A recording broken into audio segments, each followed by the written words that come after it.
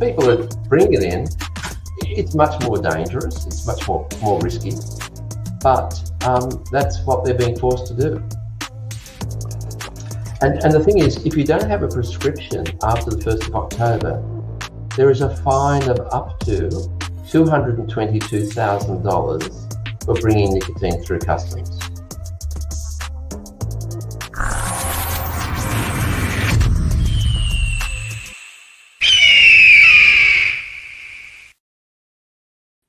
Well, hello and welcome, and hello, my fellow vapors.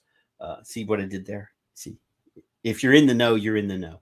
But anyway, hey, how's it going? It is Friday. It is Friday, and we're doing our thing. We're doing the Son of Liberty Radio show, and you guys are watching me. There's a couple people here. We'll get to saying hello to you guys in a minute, but we got some stuff. We're going to talk about some stuff. We're going to talk about PPs and whether vaping actually works. There's a whole lot of stories in the show notes. I put everything in the show notes for you guys tonight. So you guys can actually, instead of you guys asking us for the links for all the articles are already there. So look at that when you get a chance. But, Kevin is here, I think. Aloha, Kevin. Are you watching me? Are you supervising me? Are you surveilling me? No. I did notice that that I had to correct you on Twitter today. Oh, good Lord! You did notice that, right? You did notice that I gave you some correction, some corrective measures on Twitter. Did it make your sticker pick up? Not really. I've heard something about that. We're gonna be talking about some malfunctioning ding dongs and PPs and stuff. I tried to be really polite and not use words that could trigger people. So and there's a survey. There is an actual survey going on Twitter right now. I guess I should actually just open that up and check on the status of that. Give me 1 second. Let's delve in. Yeah, let's go ahead and check and see how many responses we've got. So let me share the screen. It's been so long. It's been a whole week. I don't know if I know how to handle this stuff anymore, Kevin. I know. Oh, look. See, look, it's already given me the seizure scene flickering. You see that? Yeah, it does that sometimes. I don't know why it does that. I gotta share your thing and then I'll help you out. I'll redo it. I'll redo it right now. Let's see if it does it again. Nope, it didn't do it this time. So this is actually a tweet that our very good friend Charles Gardner, frequent guest of the show, in response to a scientific survey, which we will, or not survey, study, that we will discuss at some point. We will discuss it. He's asking for vapors' responses on a survey, specifically not all vapors, but all vapors that have outdoor plumbing, working, or non-working. Yeah. Sorry, ladies, you guys are exempted from this survey. This is a boy only participation. Wait a minute. They have a sense of urgency in this as well.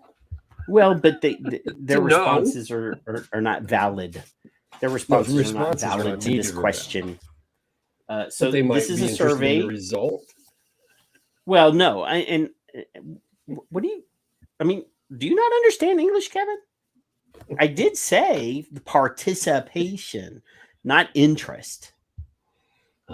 Come on, man. I know you're old.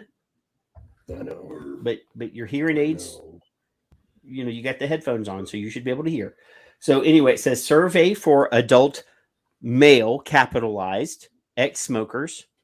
Or, I don't want to be too triggery, because there are some people that, but specifically people with outdoor plumbing, not internal plumbing. ex-smokers who vape nicotine. Apologies, but if you lack a willy, please don't vote. Since I switched from smoking to vaping, my willy, response 1, died, kaput. Response 2, works but is wonky. Response 3, I didn't notice a change. And response 4, it came back to life. So currently there are 434 responses and 4 days left to participate in this online survey. There are some interesting responses on this. There are, obviously, I had to respond. I was the first to respond. I said that no change in my PP after 11 years of vaping clean nicotine. Kind of concerned that Glantz, after the complaints of sexual harassment, is so concerned about my twig and berries. That and numerous statements he's made about teenage boys Johnsons should raise some people's eyebrows. And actually, I do have to apologize because this actual particular research that this is in response to was not actually Glantz's study. But it probably was inspired by Glantz because, yes, he has numerous times mentioned PPs and Johnsons and ding dongs and those things. Specifically, youth PPs, ding dongs, twigs and berries, and willies. So I am concerned. And then Hamish decided that I should also mention, Stan has also mentioned in interviews that somehow nicotine gets into boys' underpants that vape. So that was Hamish did respond. And I do have to say I appreciate Hamish's response this time because there's some of his tweets I can't read. Well, I can't. I don't know what's going on, man.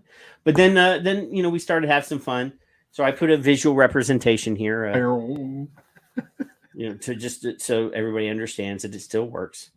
And Judy laughed. And then obviously Shwing. That's Wayne and Garth going swing. I guess there's stiff competition in the e-cigarette, debacle. So. And yeah, the Juke decided to throw Beavis and Butthead in with the boing. Poor Kathy says, having no willy, I can't vote. However, I find myself morbidly interested in the results. I am therefore requesting someone with a willy screenshot how the results are looking. Well, careful how you ask that question. Yeah, you might be inviting the wrong kind of results with this crowd. So then South Tampa Vape says, does morbidly interested mean you have scissors in your hand?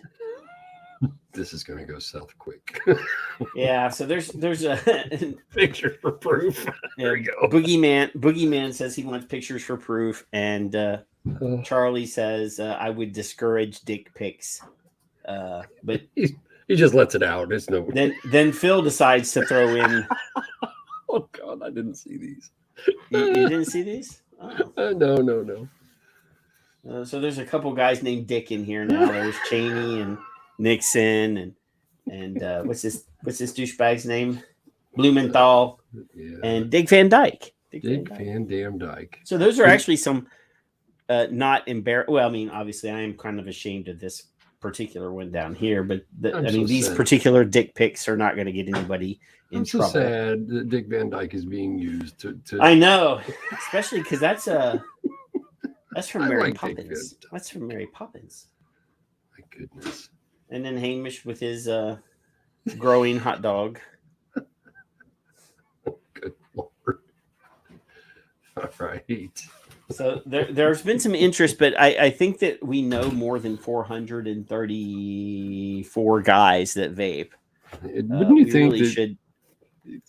This is just another stigmatization, and Well, I mean, even if you've got the appropriate plumbing and you don't identify as male, you still got the plumbing.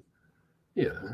So I mean, I don't want to gatekeep anybody. So everybody that has the right appropriate plumbing, please participate. That's so sad. So anyway, hey, we forgot to say hello to people. I see Mallory and Steve and Skip and Leah and Will. They're all shaking their heads. Hey, like Bill and Addie and Omicidal. And Yolanda's here. And Troop and Raj and Victor and Eileen and Chris and Tom. All these people are here. Oh, there's Nick Orlando. I don't even want to think about what kind of crap he's going to type in the chat room tonight. And Steve. Did I miss Steve? I was working from the bottom up. All right. I stopped at Nick because I know that he's going to say something that's going to drive me up the wall. Probably something about firing cannons or something. And anywho, so what the hell's been going on with you, Kevin? I've been doing stuff. Just so you know that I'm wearing my nicotine shirt, and I'm working on a blog, and I'm not going to discuss it, but it talks about kids. Other than that, I actually got a sort of a sneak peek, didn't I? I got a sneak peek at that. Yeah, sort of. So now that the website's out of Hawk, yep. Peggy's here too. Now that the website is out of Hawk, you can actually create new stuff, Kevin. Yes, in better form, way better. And it should look pretty once we get everything logoized and everything. We should put the logo on there and stuff. I did talk to a couple people in regards to what I was saying about getting our own. Well, I bought the website, but finding a way to have our own audio, video, chat room as a fallback place. It is kind of pricey. Yeah, it is. So we're still looking. But we will be upgrading StreamYard on the next billing cycle so that we can transmit to 8 different places, because I've noticed here in the last couple days that a couple people have their channels stricken from YouTube, and not just vaping content. I'm sort of a nerd, and I follow comic book stuff, and one of the anime sites that I watch videos on, he lost his channel. They just deleted his channel. They didn't even send him a strike or anything. So yeah, we're gonna be. It's more important than ever that we do this website thing, but we're gonna Grim got his suspended, but then it got unsuspended. But we're still gonna add Twitch and a couple other places just to have extra places. And then if we can get this independent website up, we will do that. Well, of course, I'm watching hentai, but I would never watch it on YouTube. Will. Nah. I got what's it called? 2 different anime channels on my TV that I pay for. So yeah. Anywho, Mike Vapes is one of the other guys that lost his channel or had trouble with his channel or whatever. So Addie's telling everybody to go and tweet YouTube and Team YouTube about Mike Vapes. I actually feel really bad, Kevin, because there's a lot of these people that I don't know. Right. And I feel really bad because I saw a tweet of Mike Vapes, like I retweeted or I liked or did, anyway, the thumbnail of his video that he's using to show his channel, he's actually wearing a Vaping Militia t-shirt. Oh, no kidding. So I feel really bad because I don't know him, but he's wearing our shirt. Well, our old shirt.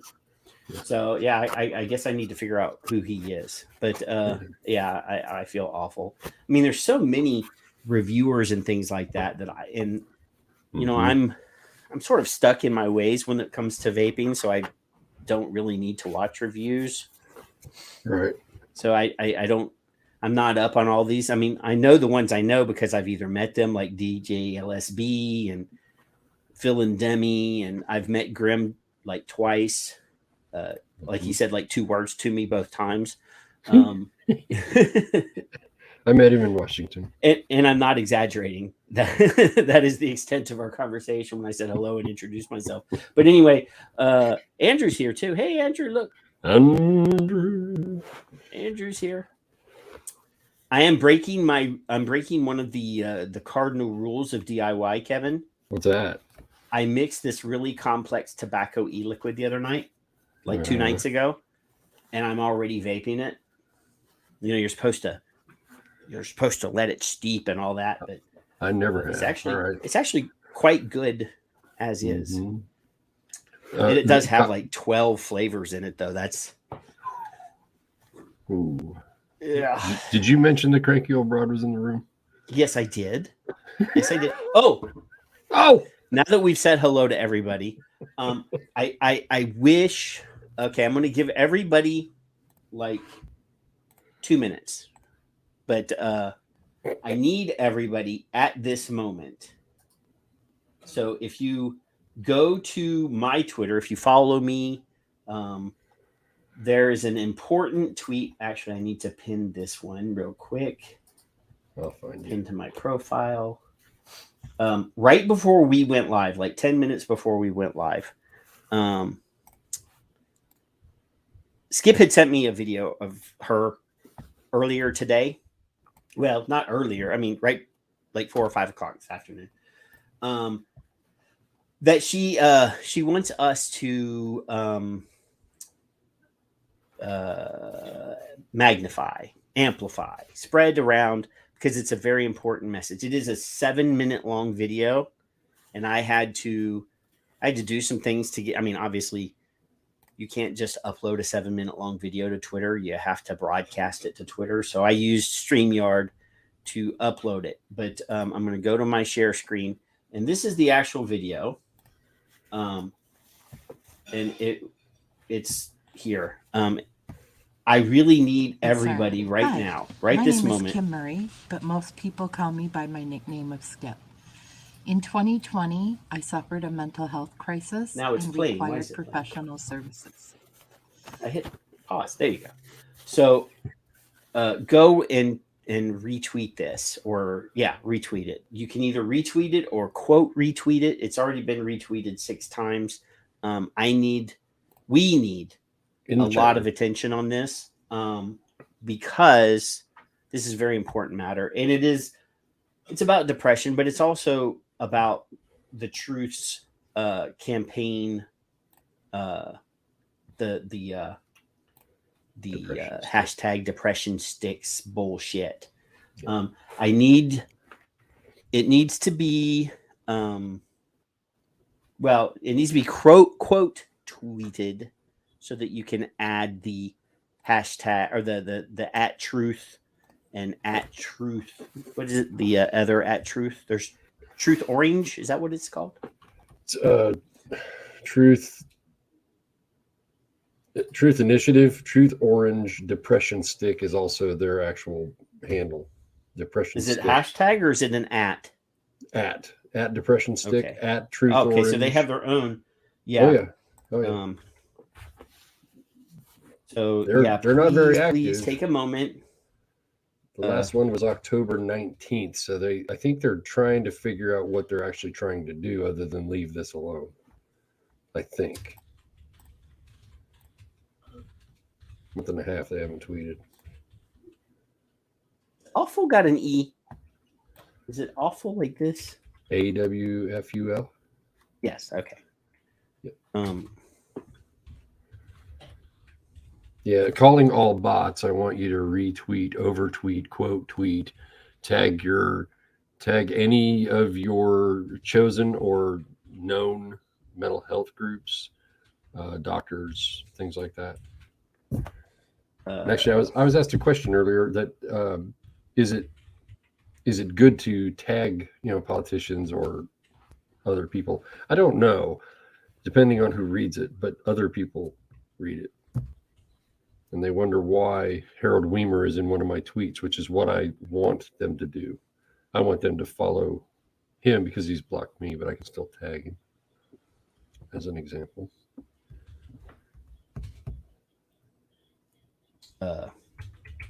We're still pissed off about this, by the way, for those of you who don't know any better. Andrew.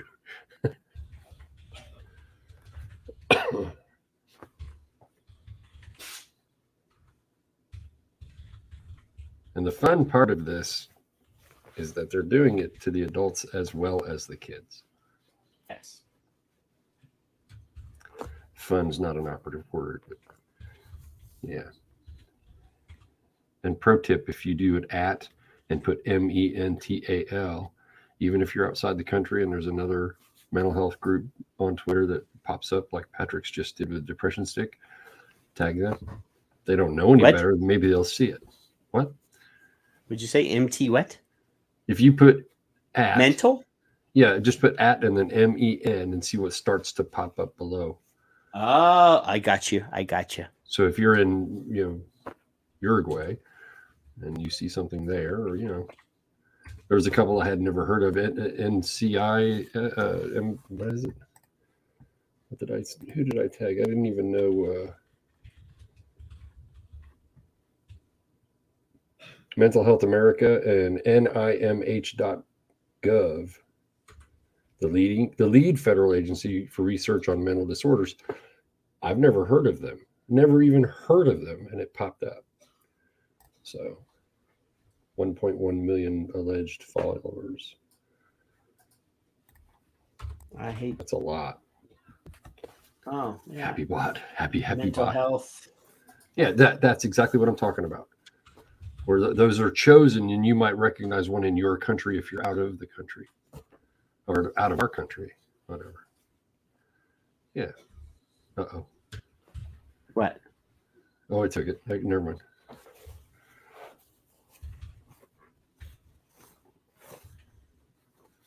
It's actually kind of amazing some of these organizations haven't focused on some of this and said, hey, wait a minute, this isn't how we do this. This is not the best approach.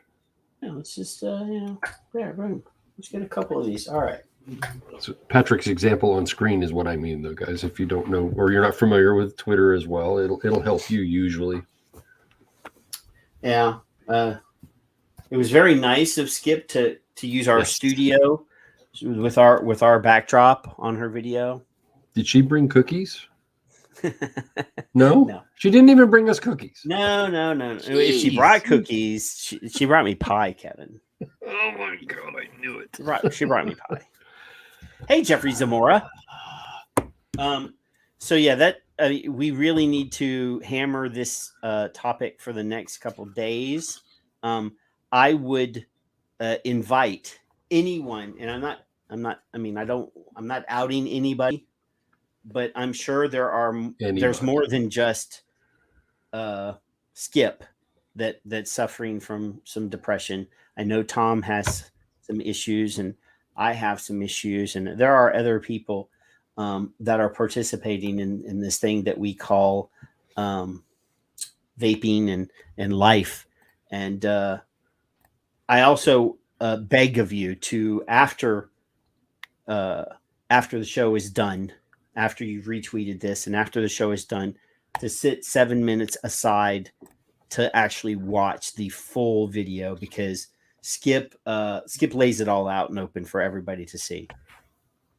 And we should be thanking her every day. We pick on the cranky old broad, but Kevin actually does. I prefer not to use that language, but he just said it, Skip. There we go. I know, and then I had to pull it back because I couldn't swallow it, Kevin. I just can't. I tried to be cool like you and be rude and ungentlemanly. That was the thing that I corrected you about, Kevin. I know. It's all right. Kevin was actually telling all the gentlemen, and I said, "Well, you, sir, not all are no gentleman. You, sir, in mixed company, not at all." Yeah, well. And then you were rude. I mean, obviously. No, I know that Costello is old. He's old. But he could still be a gentleman. He's a wine drinker. Well, that's true. That's true. And then Vlad the Vapor, why are you calling him out? Because he's a rodent, but he still, I'm assuming, has a penis. That doesn't make any difference. Well, just because he's a rodent. Did you lift his tail? No. That may be something that that may be something that he will on a rodent. On an animal, that's how you tell. Kevin. I thought you were supposed to be smart. Poor Vlad. I thought you were supposed to be smart. Who said that? I never said that. I don't know. There's people that are watching the show that actually think that you are, though. So I just, well, I'm playing along. I'm playing along for now. Okay. Kevin, but I'm going to call the truth out when it happens. He's smarter than I am because he's a mathematician. Oh, math is not, man, no. See, there you go. Can't do math. I have a calculator for math. Mm-hmm. Calculator. Man, I got all of these links. There's a whole bunch of these links, Kevin. There's a whole bunch of links. I'm going to say something first. Skip, what? Thank you for doing it, because every voice matters, period. And if you're brave enough to do so, then I love you for that as well. Cranky or not. Sorry. Stop it. I had to do that. No, I was the tablet's trying to rebel. Oh. The tablet's trying to rebel. It doesn't like you either. Well, then there you go. Well, I mean, it's in good company. I mean, Charles doesn't like me or you. Or me. I adore that. He says either of you. So, I mean, that's inclusive, both isn't it? That that's both. Yeah. Why? You bunch of chuckleheads. So, you started sending me links last Sunday. I know. I had shit. Right after we finished the show. Oh. Here I am enjoying my Sunday, my wife's birthday. Spent like $800 on my wife's birthday. She kept telling me she wanted more. Just can't stop. Just mute me. Let me finish. I'll let the chat room take that one over. I set them up easy for you, Kevin. Oh my god! Just setting it up for you. Two kids will too. They did like me once. They don't anymore. No, definitely not. Not very big fans at all. Mostly. Grandson loves me to death though. He just doesn't know any better. That's all right. That's because you're on the same level. It's on the same level. Well, yeah. So you sent me this link, and I thought, obviously, since you're like an old crusty cabbie, yep, that this was right up your alley. So it says that foul smells during sleep may help smokers quit. And I'm wondering. Are you saying my wife's old? I never said your wife was old. So you know that I would never say that. No. You're old, but I would never say that about your wife. But I am wondering, why is it that your wife couldn't quit smoking so easily? Mm-hmm. Because she has to sleep beside you. Mm-hmm. And I'm imagining that you're pretty foul smelling. You're assuming I have that old man smell. Okay. All right. And I mean, but people that like eat a lot of beans. Yeah. You would think that they should be telling wives and husbands of smokers to be eating all sorts of like stinky cheeses and eating lots of pinto beans. So with onions. Just let's go with the title just for a minute, you and I. That's what really that's what we've been talking about. I consider you a relatively smart. Foul smells during sleep may help smokers quit. Now, when we talk about stigmatizing, they say smokers smell. So they want to have you put other odors into your home to convince you that that's going to help you. Now, if it does, get some dead fish and do your thing. But it's a manipulative title to begin with. Yes. It's just another example that I wouldn't have noticed as a smoker 10 years ago. I'd have said, fuck off. And I'd have gone to the next one. So you sent this to me. You sent it. I know. So, I mean, you have to take responsibility for your actions, Kevin. So it says here, the subheading is pairing cigarette scents with rotten egg and fish odors made people smoke fewer cigarettes. Mm-hmm. So is that because they're pairing the odor of cigarettes with fish? It's a parallel, fish? Right? So stop that smoking. Stop that. That's nasty. Well, I'm just wondering if people got used to smelling the nasty fishy cigarette or the nasty rotten egg cigarette. Call it a sweet stench of success. The aromas of rotting egg and fish, smelled while sleeping, might help smokers cut back, a study suggests. Maybe. Could. So that's a maybe. That's one of your modal words, Kevin. All happy about that. Yes. Researchers pumped the stenches of rotten fish and eggs over smokers along with the scent of cigarettes. People who inhaled the odors during one night while sleeping lightly reported smoking 34.4% fewer cigarettes in the following week than they had the week before. Those who received the smells during REM, rapid eye movement sleep, smoked 11.9% fewer cigarettes. Wakeful smokers who smelled the stinks along with cigarette smoke did not cut back. And this is actually in the November 12th Journal of Neuroscience. Because got nothing better to do. As a neuro-certified therapist, this is embarrassing to me. Olfactory, I love that. So, never mind.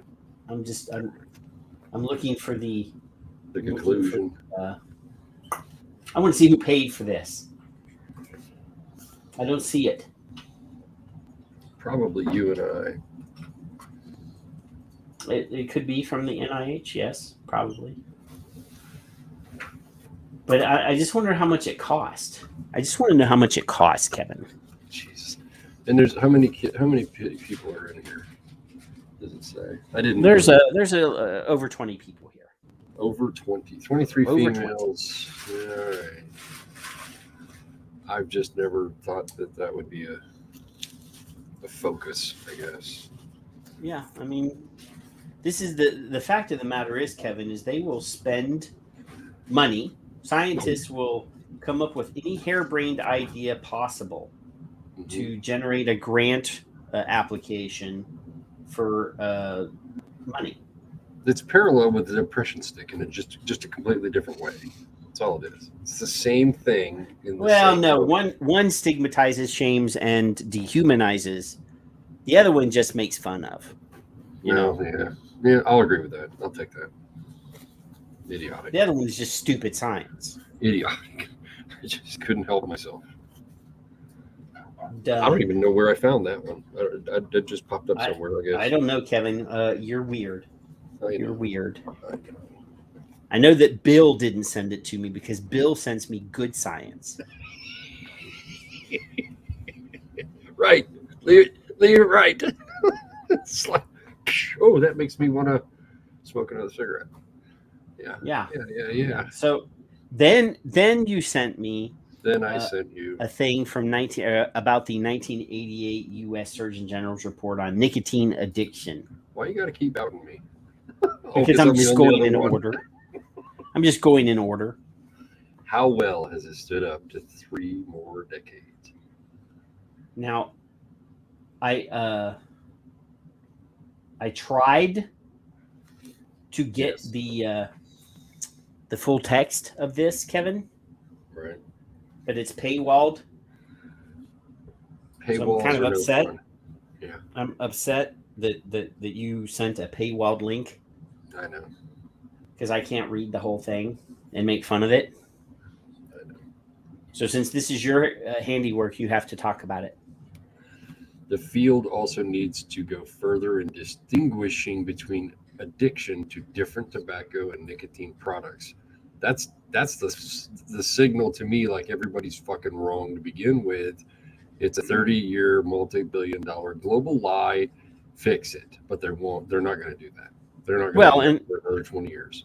I mean, you did forget the crucially tobacco policy globally needs to be much more, to do much more to recognize the addictive nature of tobacco and the benefits of treatment. Correct.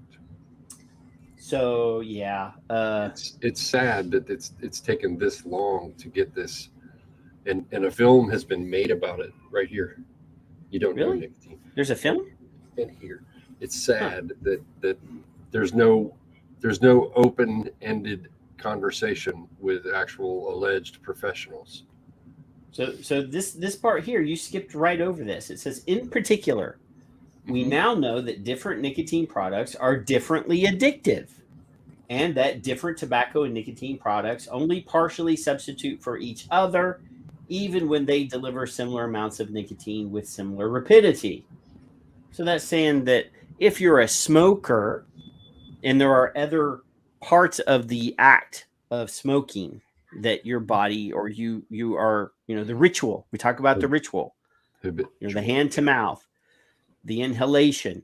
If that's your part, if that's the part of smoking that gets you off, then a nicotine pouch may not be as acceptable or as successful.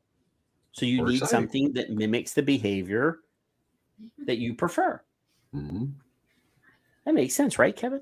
It does. It's habitual. Really? It's habitual. Did you just say bitch? Yes, habitual. Did you say bitch? Depending on your accent, habitual or habitual. That's not very nice, Kevin.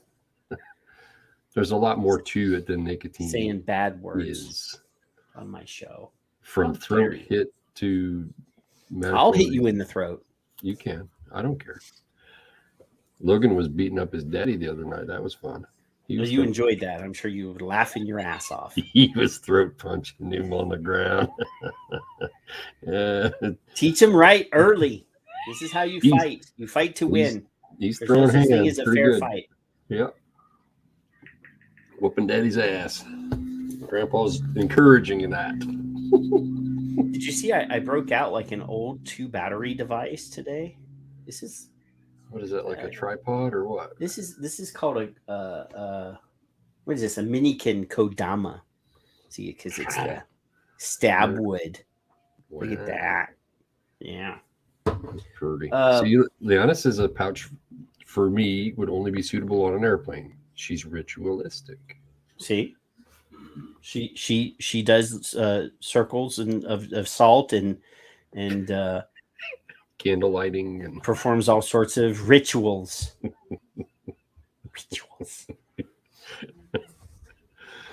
Speaking of rituals, Kevin, what? When you're a boy, a man, male,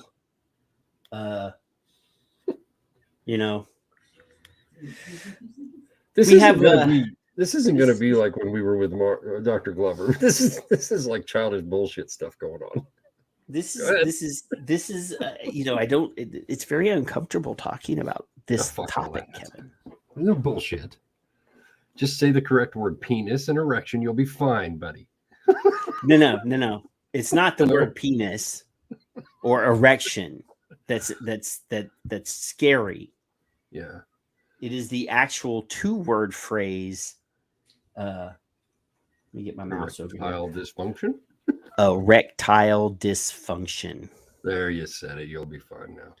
That is the worrisome word here. We don't like sad man. Look at that man. He's so sad. Well, this guy back here looks really concerned that his buddy here is vaping. Yeah. And maybe his erectile dysfunction is affecting this guy over here. We are in a modern society now, so we have to face the facts. This is sad. It says erectile dysfunction is twice as common in males who vape, according to a new study. Are you at risk? Well, I don't know. Let's read on. Well, First of all, there's several females in the chat room. You guys are not at risk unless you are married to or mated with a man who will not be able to do his business with you anymore, according to these people. It hurts. I don't understand why these doctors are spending so much time and money talking about dicks. Because they don't have anything else. So I said the word dicks. Well, and Chris Big Knowledge Garland showed up in the chat room. No, it was at the moment I said dicks. I was thinking chocolate. Well, I didn't say chocolate though. I said thinking dicks, and he showed up, and he understood that mental thing. Hello, Mallory. I'm not sure. So, if they spent all the time that they fuck around with this idiotic shit onto things that did matter, like chemicals and reactions and silliness and stupidity and youth access, maybe, then we wouldn't have to talk about this. But there it is, right in your face. Well, and I want you later tonight, later in the show, we're gonna remember. I want you guys to start thinking about some of the fear mongering headlines that we've talked about recently. The bone issue, vaping makes your bones brittle. Now vaping makes your PP not work. Vaping causes depression. Vaping does all these bad things. I just want you to start thinking about all of those headlines, because we're gonna review some other headlines that don't have anything to do with vaping, and we're going to compare the responses to those fear mongering headlines with the fear mongering vaping headlines. So anyway, let's go back to the PP not working again.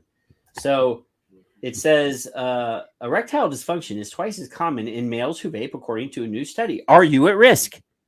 Ladies, you're not at risk unless, like I said, you're married to or paired with or mating with a vaping man. His PP may not work anymore. I'm just saying. England said last month that it will be the first country in the world to prescribe e-cigarettes to smokers who wish to stop. The popularity of vaping has surged in recent years. Scientists now believe that using vapes may have an uncommon negative effect in guys. An uncommon. So it's not even common, but they're just saying half. Did you see earlier? Half. Now they're saying it's uncommon. They need to make up their mind. I'm 1 or 2 on the screen. Neither of us have that, so they're wrong. I've been vaping for 11 years, and as I age, I'm expecting at some point. At some point, I'll get to Kevin's age, and there'll be it'll be like shooting pool with a piece of rope. But right now, it still does its job. Ed's my mentor. You got to talk to Ed. Maybe not diamond cutter like it used to be, but it still works. Jesus. The fact that vapes and e-cigarettes contain significant levels of nicotine is thought to be one of the reasons why vaping causes erectile dysfunction. Oh, well, actually. True. Thanks for noticing. Yeah, thanks, True. I have the standing desk, so somebody could actually be under the desk right now. Hello. So, they don't even have to be a midget. They could be average height and just stooped a little bit. This is now it's testosterone. Well, they did call our show the high tea show during the scope. You didn't know that, right, Kevin? What, the high tea? They called us the high tea show because the high testosterone levels. Oh. Yeah. Oh yes, Police Academy. That's a good reference there, homicidal maniac. Yes, it says, as a result, nicotine inhibits the ability of blood vessels to expand, limiting blood flow to the penis. In addition, vapes include other chemicals that reduce the quantity of testosterone circulating around a man's body, resulting in an increased risk of erectile dysfunction. Nah.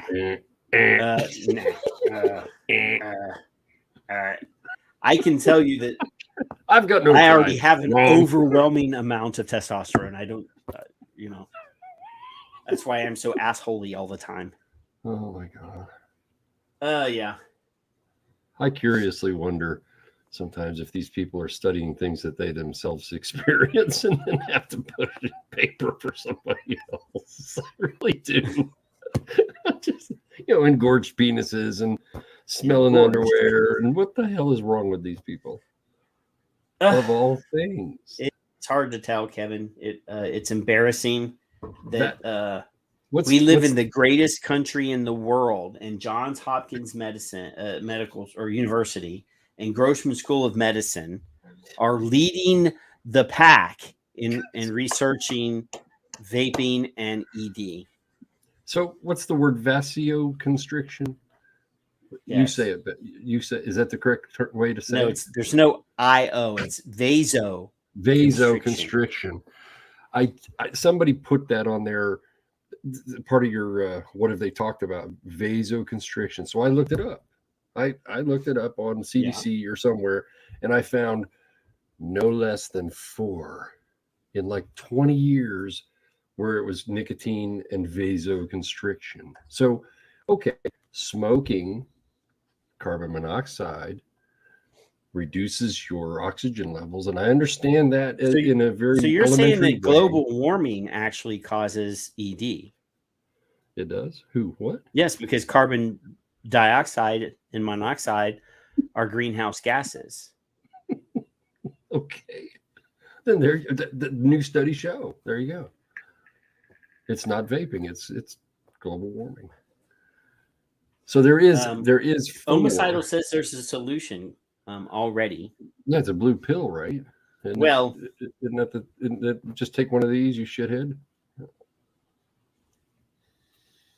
I don't know. I mean, do they work, Kevin?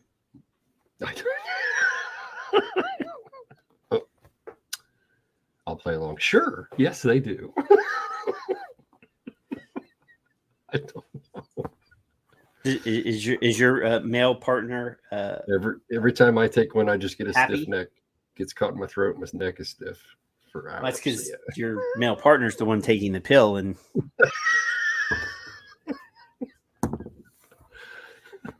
any complaints can be forwarded straight to Patrick. You got to remember the study that vapors should be stigmatized. Yeah. It's the same line as every other bullshit story that they got. So now they're okay. So the next one will not be that it's erectile dysfunction. It'll say that your PP shrinks when you vape. I'm waiting on anal leakage. That's the button I'm ready to push. Anal leakage. Yeah. No. Dimitri is in Greece, and Phil is old, so he's already in bed. So Dimitri and Phil could not be on tonight. They're over there getting their discount pills. Yeah. So there's another. No. Phil is in Florida. Dimitri is in Greece. Okay. So Dimitri's there getting both of their pill supplies. He's over there snagging them. Okay. Yeah. All right. Just... Nobody talks about my third ear. Vaping caused my third ear to pop out of my head. I don't know. I wanted to show everybody. Give me 1 second. All right, here we go. Look at those beautiful clusterfuck bands in the background. Oh yes. So you guys know that I'm a comic book nerd and stuff, right? So one of the independent comic creators that I follow has a new project coming out, and one of the titles is a book called The People. And on their YouTube channel, they auctioned off the pencil art for the cover of issue number 1 of The People. Ooh. So I bid on it Yeah. because this guy is a kick-ass dude that swings a bat that has the Constitution carved into his bat. Ooh, see that? Yeah, so I purchased this to hang in the studio here in the office. Mm-hmm. So this is a vigilante who goes around punishing. I don't want to call him the Punisher. Punishing criminals that have slipped through the legal system, and he has a bat with spikes on it, and the bat says, "We the people." That's neat. And I said, I have to win this. I was bidding against another guy because I am Son of Liberty Radio. Have to have this. This is my brand. Mm-hmm. Yeah, you have to. Yeah. Of course. Listen, I got to have that. So I won. It's good. Good. Yeah. That's one way to teach the anti-gun idiots about the Second Amendment. Laughing my ass off. Yes. Everybody should be armed with a baseball bat with "We the People" carved into the side and spikes coming out of it. Definitely. But you can't conceal that. Nicotine on the tips, of course, That would be open carry, though. I guess you could get away with that. Might. Excuse me. So did you notice that there was a scare at a school this week, Kevin? And I'm not talking about a gun scare. Which one? That did actually happen too. But this one is kind of a silly thing. This was reported in Washington Newsday. It says officers and a nurse were exposed to fentanyl from a student's vape pen, and the school was forced to close. Mm-hmm. So not only this is like the perfect fear campaign headline. Yes, and we'll get to that, Steve. Don't skip to the end. So anyway, I actually put the links to all the stuff in there, Steve. So wouldn't it be more correct if the nurse and then officers were exposed? Because wasn't she? Well, I don't know that they have those in chronological order, Kevin. Go ahead. So what I'm that alone, because everybody's afraid of fentanyl right now. Well, yeah, because that's a opiate scare, and obviously there is an issue with opiates. Don't get me wrong, but it was not handled properly, and now they're just using this as sort of a. And I've been using the phrase "pearl clutching" moment a lot this week. There's been a lot of pearl clutching. We're going to talk about pearl clutching again. Remind me to talk to you about Patton Oswalt.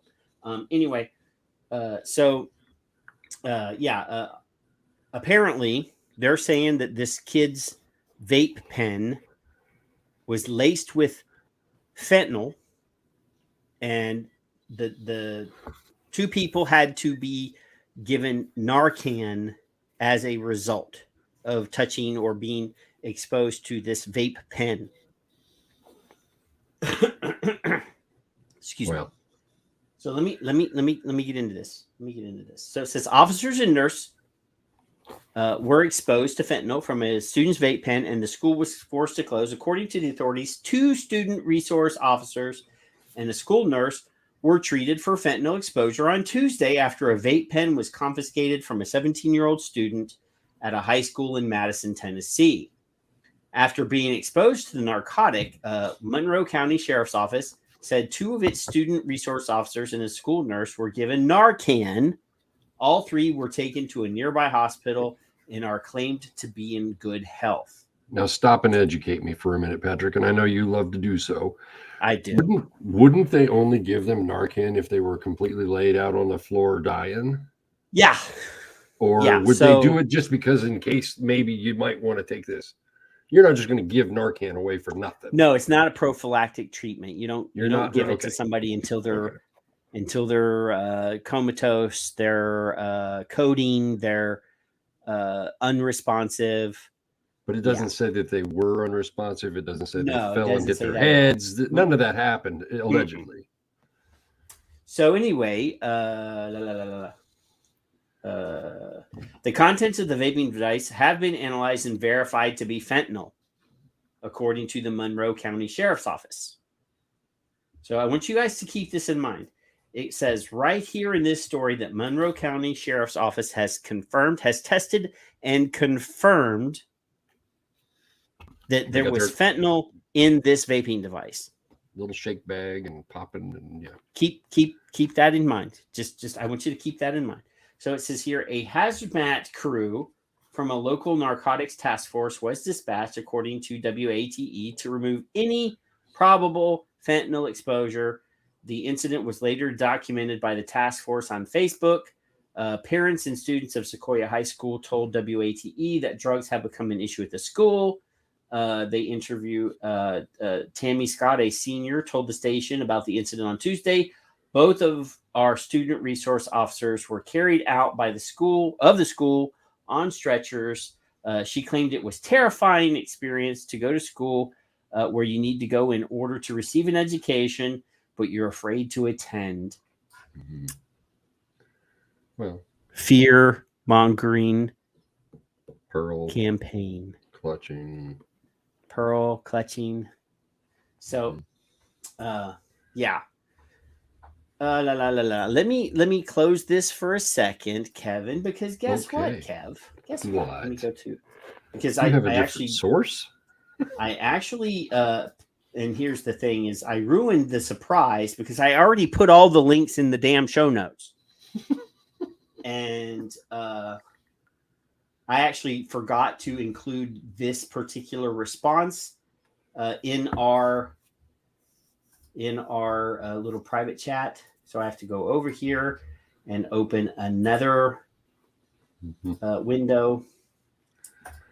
So here's another story. This is from Knoxville, Tennessee's WVLT. It says, we got lucky. Teens call for more security after Sequoia High School carfentanyl exposure. Student resource officer Rusty Vineyard. That is an actual name. And carfentanyl. Rusty Vineyard. This sounds like a porn guy. It sounds like a. This can't be a real name. Anyway, I watch him all the time. WVLT News about a carfentanyl incident at Monroe County High School that ended with 3 exposures to the drug. Mm-hmm. So it says here, WVLT News spoke with school resource officer Rusty Vineyard for further clarification on the carfentanyl exposure incident that occurred at Sequoia High School Tuesday. According to previous reports from law enforcement officials and school representatives, 3 staff members were exposed to carfentanyl and had to be administered with Narcan. Vineyard told WVLT News around 11:40 a.m. a SRO at the school called Vineyard saying he had tested positive for carfentanyl exposure. That officer and another SRO then went to the SRO office where the school's nurse administered Narcan. Vineyard was not able to confirm who administered the Narcan to the nurse, but did tell WVLT News that teachers and administrators had been trained to use the drugs. All this while students were at school. I was scared and worried, said Dalen Bright, a student. I expect that they figure out who is actually bringing it in and security gets bumped up. Officials previously said that the fentanyl stemmed from a student's vape pen, though Vineyard later told WVLT News that the drug was not in the pen's cartridge. Incident report and other officials from the Monroe County Sheriff's Office later confirmed the drug was stored inside a paper package that was tucked into the vape itself. So, Well, But that doesn't. The other one said it was a condensed version of bullshit. So this one is.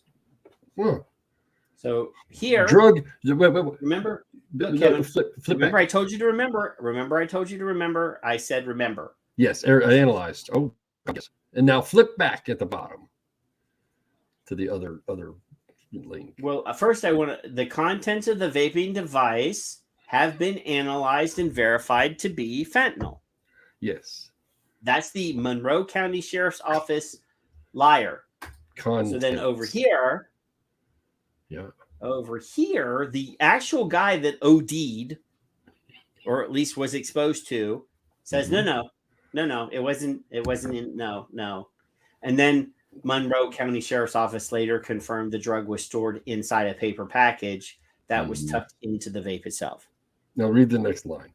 Drugs have been an issue at the school for decades. So Mr. Vineyard, what was when he? He was a student there. Superintendent or whatever he is. No, he's the SRO. He's the Student Resources Officer. He's not doing his fucking job.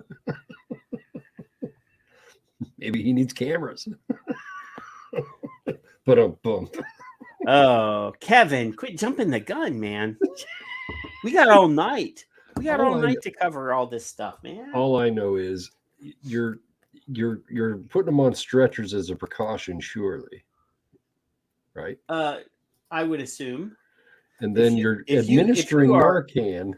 If you are exposed to cocaine, for example, like it's in the room. Scarface style, like cocaine poured over the top of your head, they're going to not give you Narcan until they actually can tell how much of that got into your body. Okay. They're not just going to administer Narcan to you until they can tell whether you're overdosing or not. Right. As a medical professional, we don't just willy-nilly give injections to people without making sure that they're necessary. Is this psychosomatic? It could be. Oh God, I'm exposed. Oh, I'm feeling the. Oh no. Is that a possibility? Yeah, I mean that is definitely a possibility. That Rusty Vineyard, the porn star, it can add to their drama of the story. They administered Narcan. Who's gonna question it? See, I'm wondering if the local office of Bloomberg came running to the school and said, quick, give him a shot of Narcan. Yeah, grind this down a little better. Will Narcan hurt you if you're not experiencing any issues? I don't know. I'm assuming it wouldn't. I would have to do. Hey, you know what? Let's do it on Ed. Let's do this. Can. I mean, Steve, all I know is it sounds a little stretched. It sounds a little far-fetched. That's all. If it's in a package next to the vape. Oh, no, I'm wrong. It says here, no, it is safe to give naloxone or Narcan anytime you suspect an overdose. It will not hurt if you are wrong about it being an overdose. Okay. All right. Well, if you're wrong, then it's okay, right? This particular time, yes, because this is not my area of expertise. All right. No, I mean, if you're wrong administering it is what I meant, not you being yes. wrong. No. Yeah. I save I'm saving my shots for you for other things.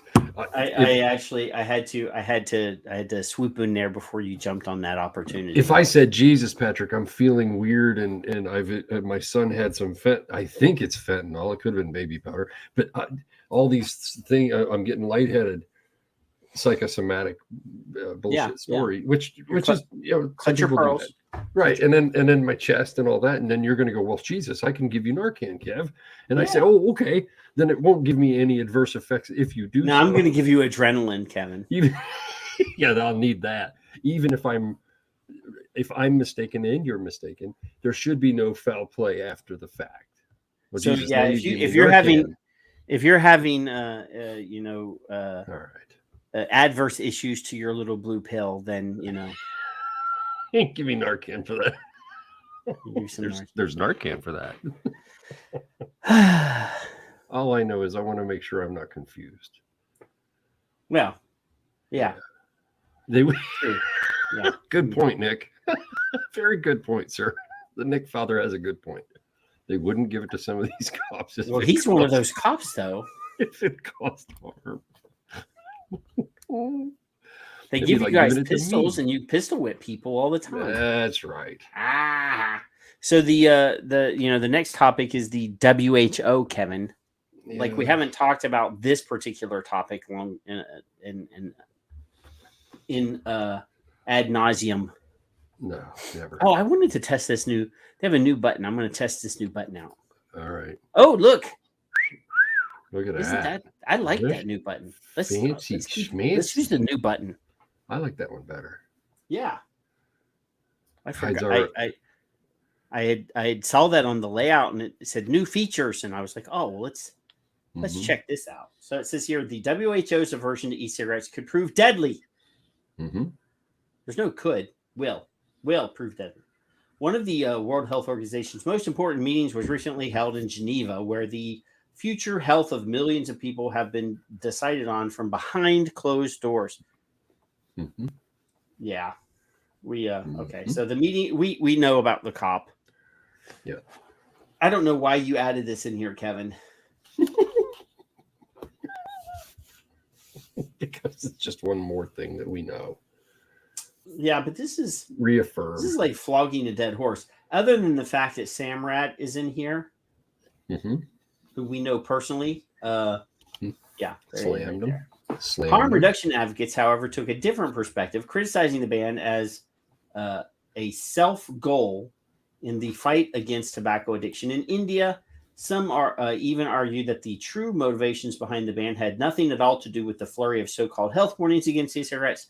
The sole beneficiaries of this prohibition appear to be cigarette companies who have found protection from the replacement products, which was reflected in the uptick in their share prices on the news of the ban slammed activist Samrat Chowdhury, our friend. Boom. Yeah. I'm not even going to try to say Tedros' name. Actually, I'm just going to close that. I don't want to read that anymore. Good enough. I'm disappointed that you put that in there, Kevin. Get in line. Disappointed. Sad and disappointed. I know.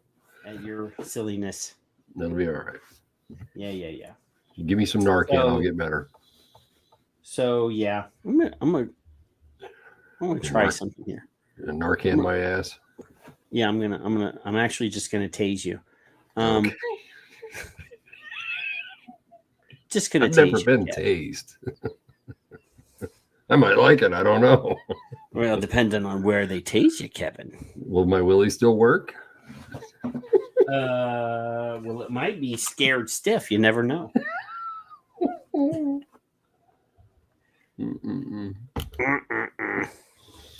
Tisk, tisk. Tisk, tisk, tisk.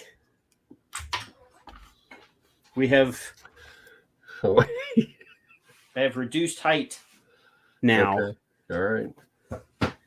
I'm old and my shins and knees are starting to hurt. So yes, sitting down is better. Yeah. Yes. Mm-hmm. See, Drew knows you pretty well.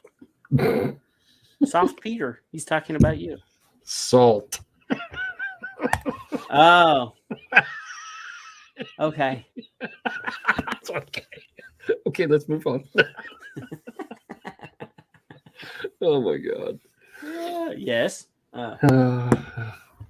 My uncle does that. So Narcan's okay.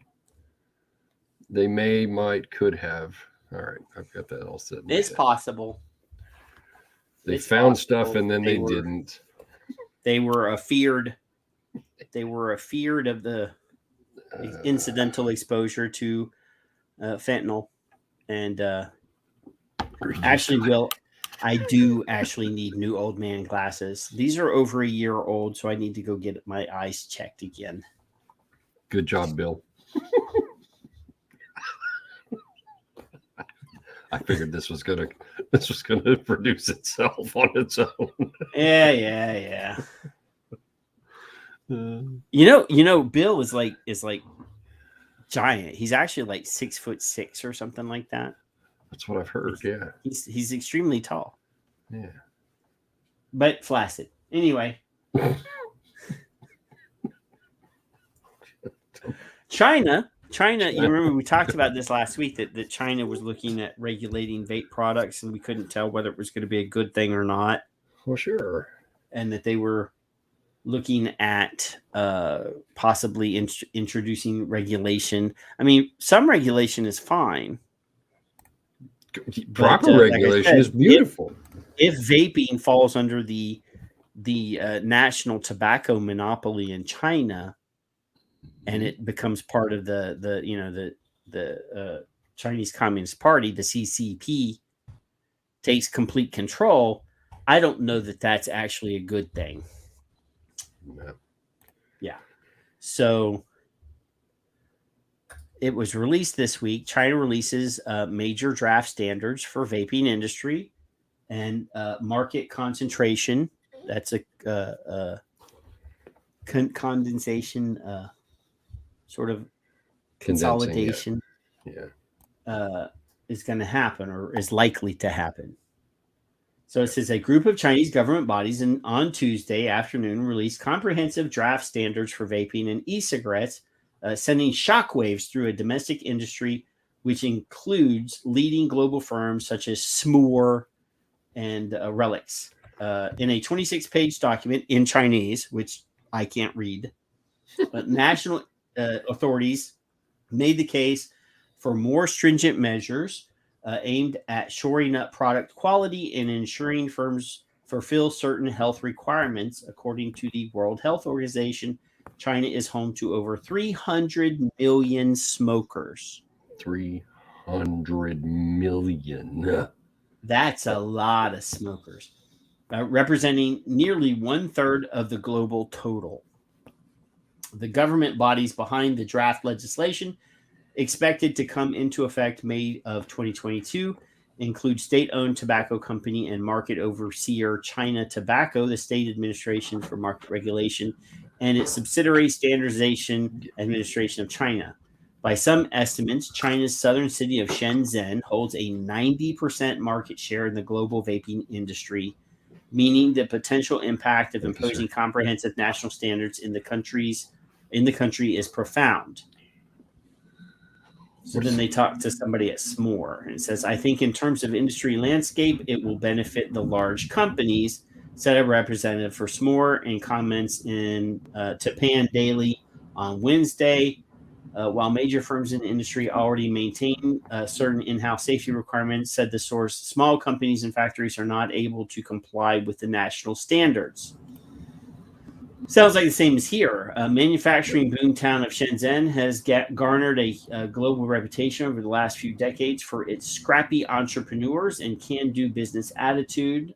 More recently, however, tightened production standards have led to greater market concentration across several industries. Vaping appears to be no exception. Now I think the industry is totally changed in Shenzhen because those vaping manufacturers are transformed from cost-oriented to technology-oriented, said Smoor representative. So yeah, they're doing stuff, Kevin. Yep. So they're bringing everybody under the tobacco monopoly law, and they're going to be eliminating uncertainties, whatever that means, about the future of vaping in China, and it will be, since it's being regulated by the government, it will now actually be legal in China. Yep. So there is that. Yep. And with 300 million potential customers. What would the WHO say about that? Tisk, tisk. Tisk, tisk.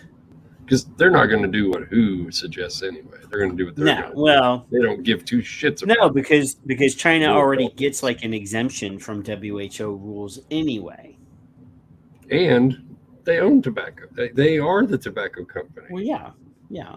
They're one of the countries, one of the 10 or 12 countries in the world that the actual government owns the tobacco industry. Yeah. VTech oriented mean? What is VTech oriented?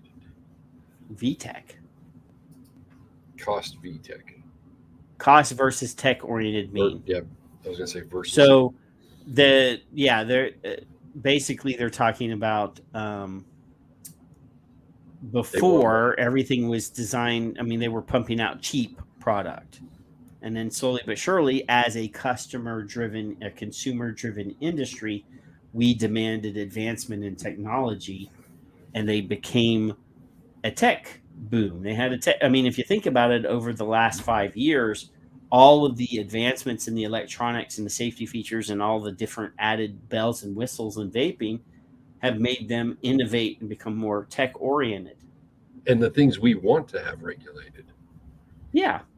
That's part of what we want. No, not necessarily knockoffs versus quality. What I'm talking about is first and foremost, you got to believe that. I mean, you got to understand that virtually everything in vaping was manufactured in China from the beginning till now.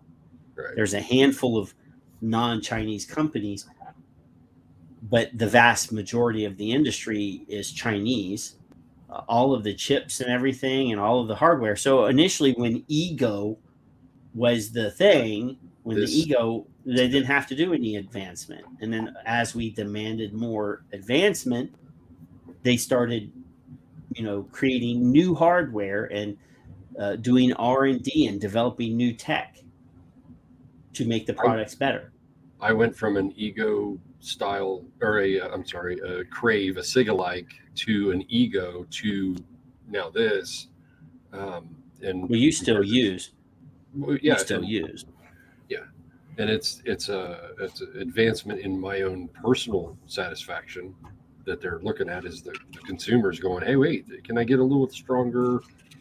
Can I make it a little more adaptive for my taste style? Yeah. Meanwhile, America is stomping on technology. You can't do anything, allegedly. So yeah, there's no manufacturing in the United States. Back in old-timey days, we invented the VCR. We invented technology. Mm-hmm. We invented, all this stuff, and then now we don't invent shit. Nope. All of the innovation and adaptation is happening in China, India, other countries, not here. Yeah. So. Yep. Yeah. Crazy. And sad. Very sad. Mm-hmm. Uh-huh. Remember the best TVs on the market used to be Curtis Mathis TVs back in old-timey days? And those were manufactured here in the United States. I don't remember those. You don't remember Curtis Mathis televisions? They were like the Mercedes of TVs back in the day, man. Nope.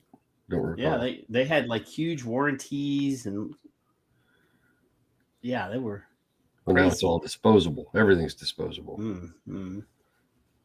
Uh-huh. Use life and disposable. Yep. Expected Let's life. See. Damn, Kevin, we're scooting right through.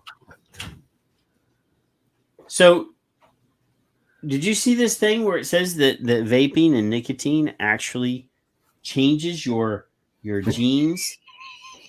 What? I'm wearing Levi's at the moment. What will I expect to have?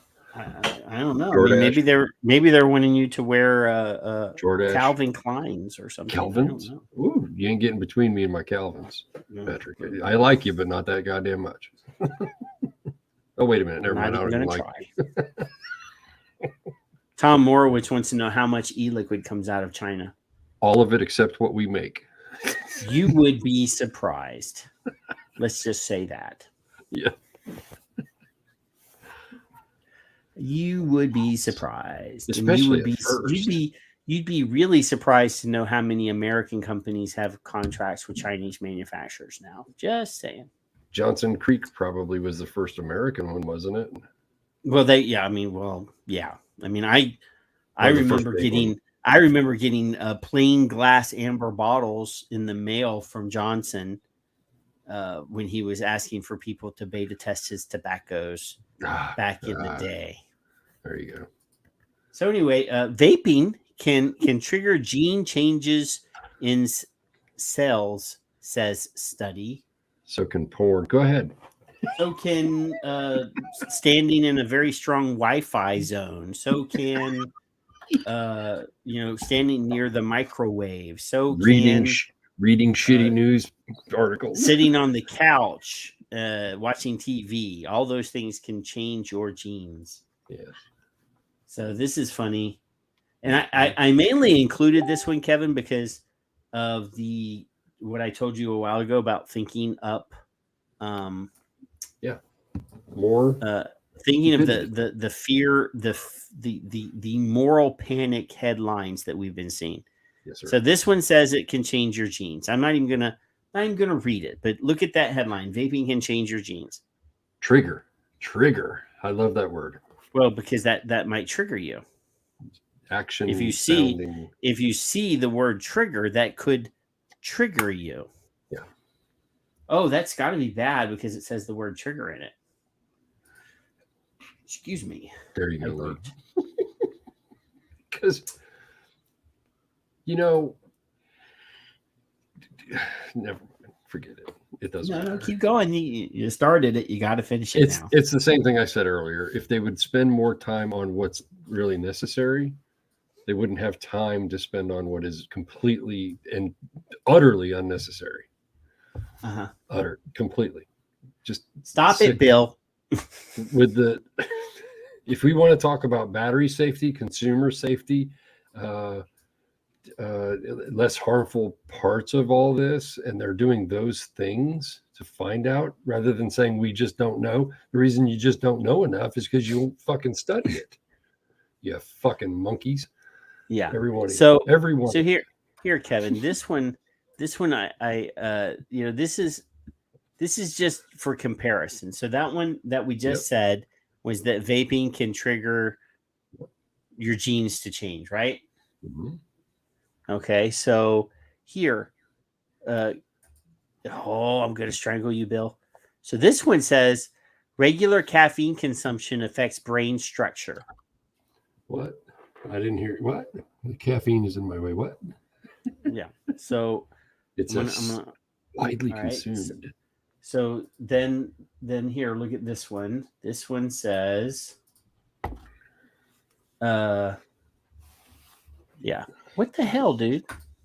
Eggs are good. Eggs are bad. Eggs are good. No, my share screen keeps disappearing. So this one says high caffeine consumption may be associated with increased risk of blinding eye disease. And I would be freaking blind.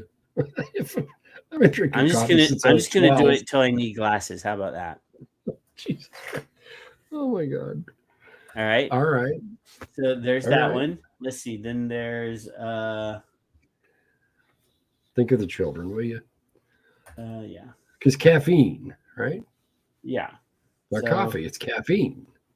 Okay, so this one says brain changed by caffeine in utero, study finds. Oh my God. So all of these headlines are very similar to anti-nicotine. Mm-hmm. This one I actually believe though, Kevin, because of all of your caffeine intake. This one actually makes me think of you. All right. So it says here, regular caffeine consumption tied to reduced brain volume, but don't lose sleep over it. Well, pea brain. It's a pea brain. That your brain has less volume, Kevin. So it's quieter. It's a quieter brain. Well, it does rattle when I shake my head, but it doesn't really bother me. The ringing in my ears is bothering me more. Yeah. Okay. Here's one that almost. Well, this one. Okay. This one says drinking caffeine regularly will change your brain. Well, then see, there you go. Of course it does. It's caffeine. Similar to nicotine. We'll keep going. Keep going. Tom, see, that's the thing. Tom, if they're doing caffeine, they're leaving us alone. But what they're doing is they're taking the one for the other. They're copy and pasting and then changing the chemical. I've read enough studies to go, Jesus, they've done this with, yeah. So this one says caffeine effects on cardiovascular system. So that one is scary because it affects your cardio, your heart's, you know. So then it's a stimulant. Yes, it is. We've known of kids drinking 74 Monsters and having cardiac arrest and death. So, but what I'm saying is all of these headlines. So I've got the share screen. So let's go back to the share screen. So regular caffeine consumption affects your brain, affects your brain structure. High caffeine. Shut up. This is from Mount Sinai, by the way. High caffeine consumption may be associated with increased risk of blinding eye disease, brain changed by caffeine in utero, regular caffeine consumption tied to reduced brain volume, drinking caffeine regularly will change your brain, caffeine effects on the cardiovascular system, more frequent heart attacks, Kevin. Think about it. So all of these headlines are very damn similar to headlines that have been used to create this moral panic about vaping and nicotine, right? That's correct. Yes. Now, where the fuck are all of the campaigns to ban flavored caffeine products? Where are all of the fucking moral panic campaigns about banning caffeine products because they market to kids? Little Jimmy shouldn't have. Yeah, no, there isn't any. There's none. Exist. Zero. Yet every one of the anti-nicotine headlines are virtually identical to these about caffeine, and you hear no moral outrage about kids having Mountain Dew or Code Red or they don't even use the word youth. Yes. They don't even use the word kids, youth, generation. Where's my private messages over here? I sent a message to Charlie earlier. All right, let's see.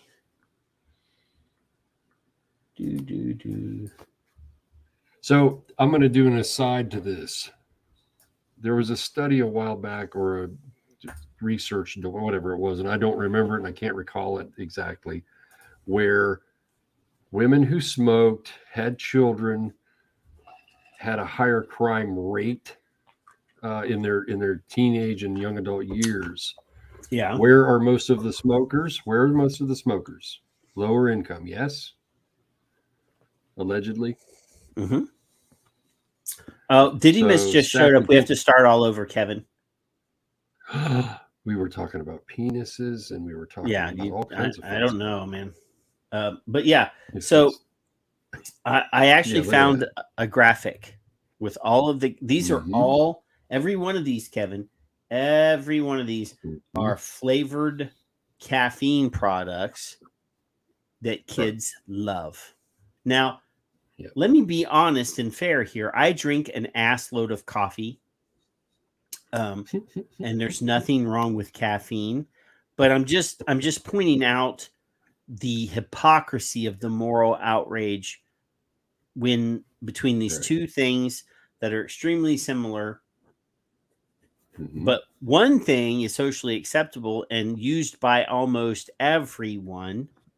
So they care about those things and would resist any talk of banning these things. So other than Four Loko, which is a caffeine alcoholic beverage, a highly caffeinated alcoholic beverage, which they did pull off the market and reformulate. But anyway, so this one, 3D, is pretty mild. It has 200 milligrams of nicotine. Now, the 5-hour energy, which does nothing for me, by the way, 200 milligrams of caffeine. What did I say? Nicotine. I said caffeine, dumbass. You said so, nicotine. I did? Oh. Anyway, so this, most of these have 200 milligrams or less. There's one here that says 250, which is this Beyond Raw Lit, whatever that is. Now, this one here, though, this is the one.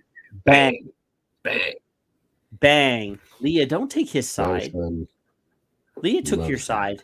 I'm going to banish Leah now. She took your Because side. I'm correct. For you are once. incorrect. For once.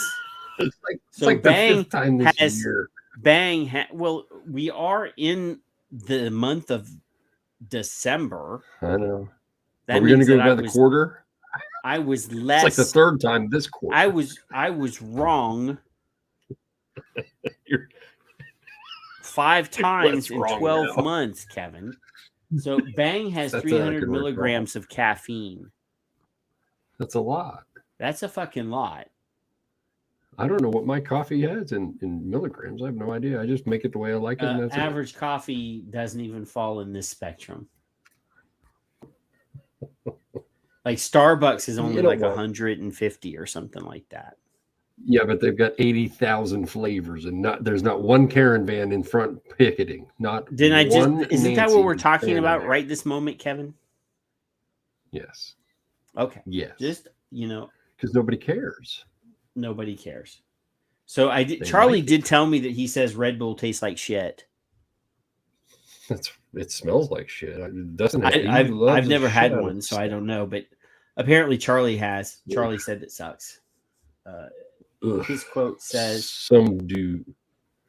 I said to Some him, do I have said, sugar too. Yeah, a bunch of them have sugar. Oh no, he says awful.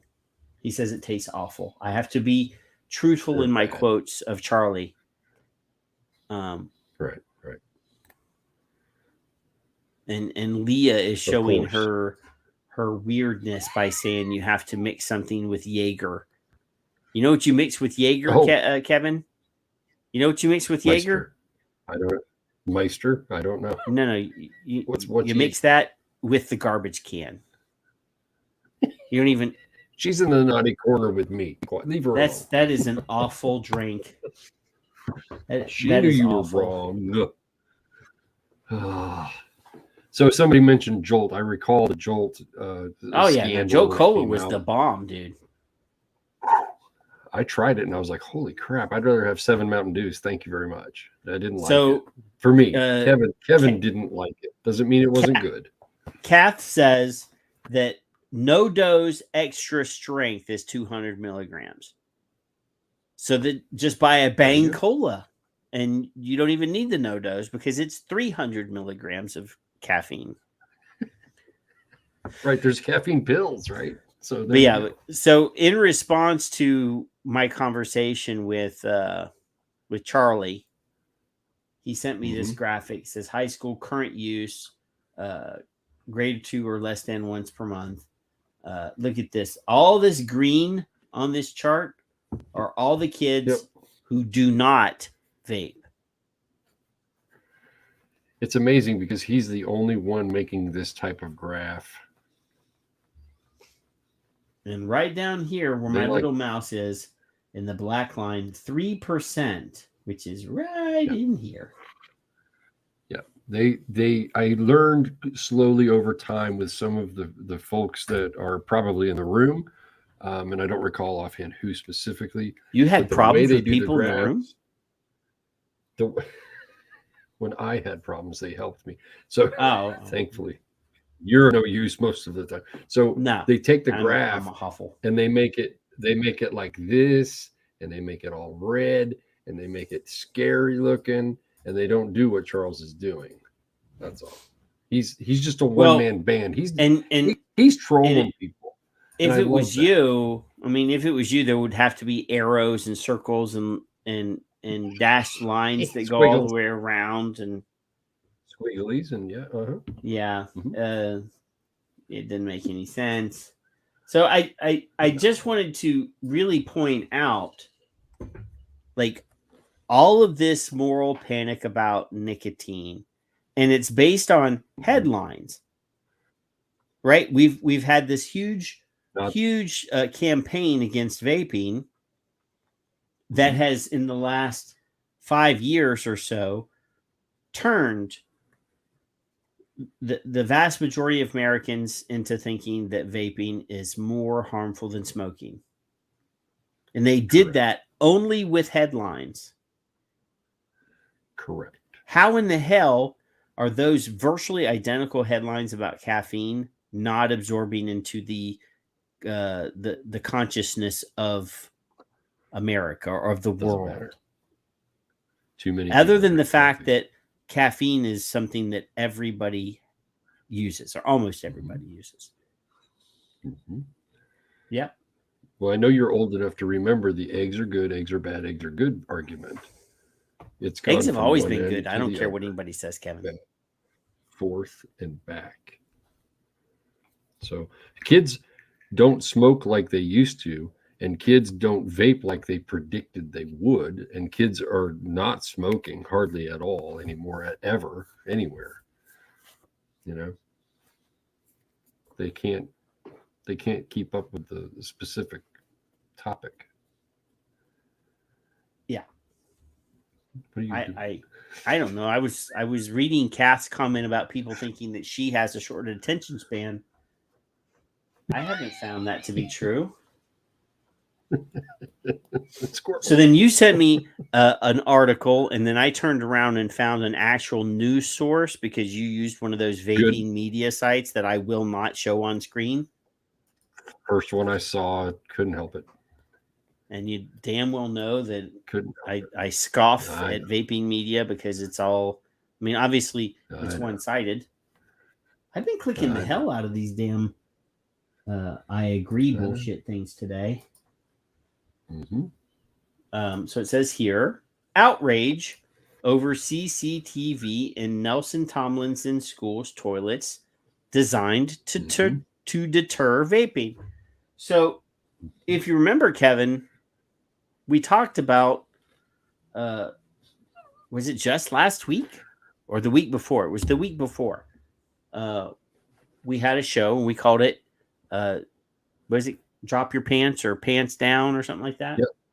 Pants down, because of a principal demanding that a student drop his pants to prove that he didn't have a vape pen in his underwear. And we talked about schools removing the doors off the bathrooms. We talked about principals peeking under the toilets in the girls' bathroom to see if girls were pooping or peeing or vaping, or vooping if they're doing both. Talked about kids getting tased. And now, schools are putting video cameras in these students' toilets. You've lost your fucking mind. You have lost your fucking mind. That's all I've got to say about this. You have lost your mind. In what world, fucking world is a parent, any parent, going to say, oh yeah, sure, you can put a video camera in the room that my kid takes their pants off in? No. Zero. No. Tolerance? No. Zero. Zip. So here's the deal. This is like one step away from some school security officer uploading videos to some skeevy website. Obscure, something stupid. Yeah. I mean, they're fucking kids. There are pervy people out there that are all into bathroom stuff. Now you have bathroom stuff from kids. No. This stuff will find its way onto the internet. There's no stopping it. Some student's going to hack into the system and videotape fat kids, embarrass the fat girl, embarrass the fat boy, embarrass the gay kid, all the things that you can possibly do that bullies do to kids that are not as strong as them are going to be used in this thing. They're going to fucking sneak into the school. They're going to hack into the school. Like I said, pervy students or pervy teachers are going to be uploading this to Pornhub or whatever. It is so easy to predict this bullshit. And as a note for everybody, in Florida, Jacksonville, I believe, don't quote me, I don't have it in front of me, encouraged bullying in a 30-second video. Yes, we called them out on that. Yeah. Yes, we fucking did. Encouraged it. Yeah, now Jeffrey says, I don't get how there are not 1,000 parents trashing schools regarding that crap. And he's not even American. He's not even American. I guarantee you in Costa Rica, there would be all sorts of hell. How can this come anywhere near being acceptable?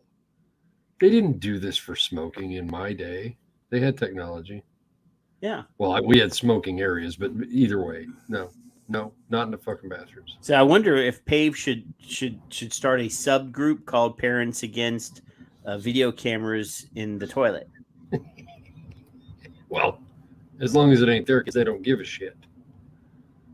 And you can post-date that for Aaron and Meredith. Am I a parent? Not that I know of.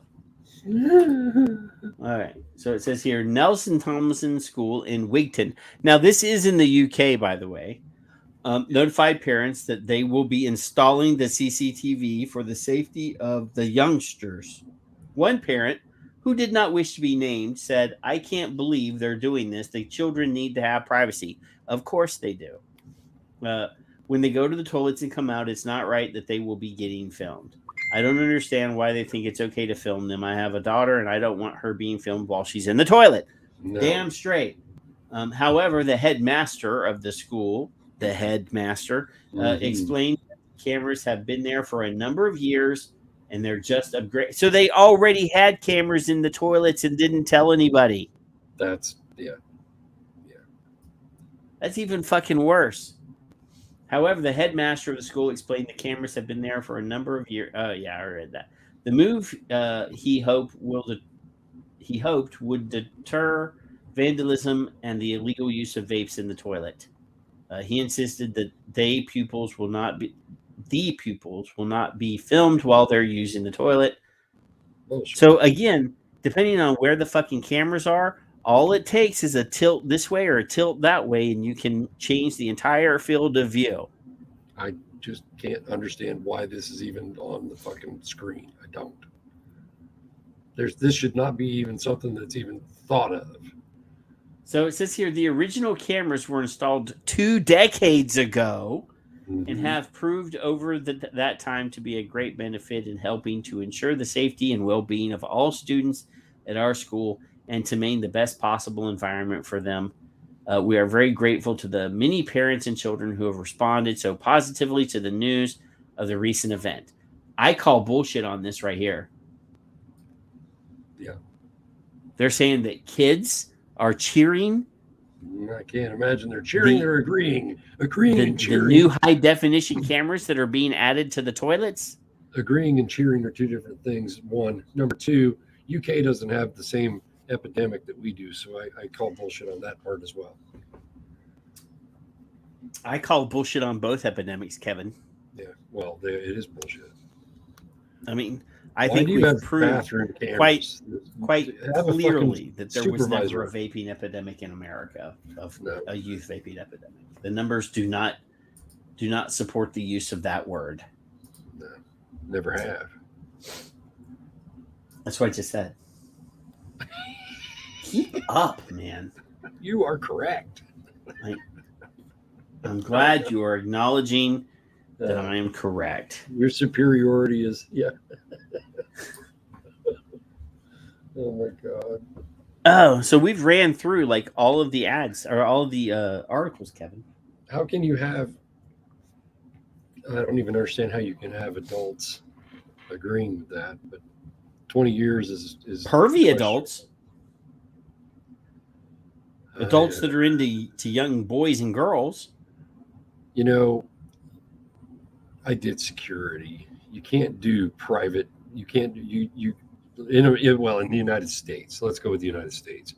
You can't do cameras in bedrooms or bathrooms or dressing I got a video rooms. camera in my bedroom. What are you talking You can have anything you want, but it was not to be installed by a professional ever. Now, if somebody moves something, that's between them and their life. If you find a nanny cam and do what you do, that's your thing. Yeah, I've got That's a little teddy bear camera in there. But legally, it has to be common areas, period, legally to be installed. Now, private people can do what they do, whether it's right or not, that's what they do. But it's all chicken mow mow. I'm just... And children agreeing is because they agree, because they're brainwashed into believing. Yeah. Okay, Bill. Bill sent me another school thing. Let me open this. I did check it out. I just didn't add it to the list. The vape detectors, which they were already. They're already circumventing them. They don't. A stealth vape, duh. There's tons of videos on YouTube telling kids how to. Come on. As soon as they come out with it, the kids will be smarter than they are. And these are all brain damaged children that are outsmarting the parents and the teachers and the administrators, by the way.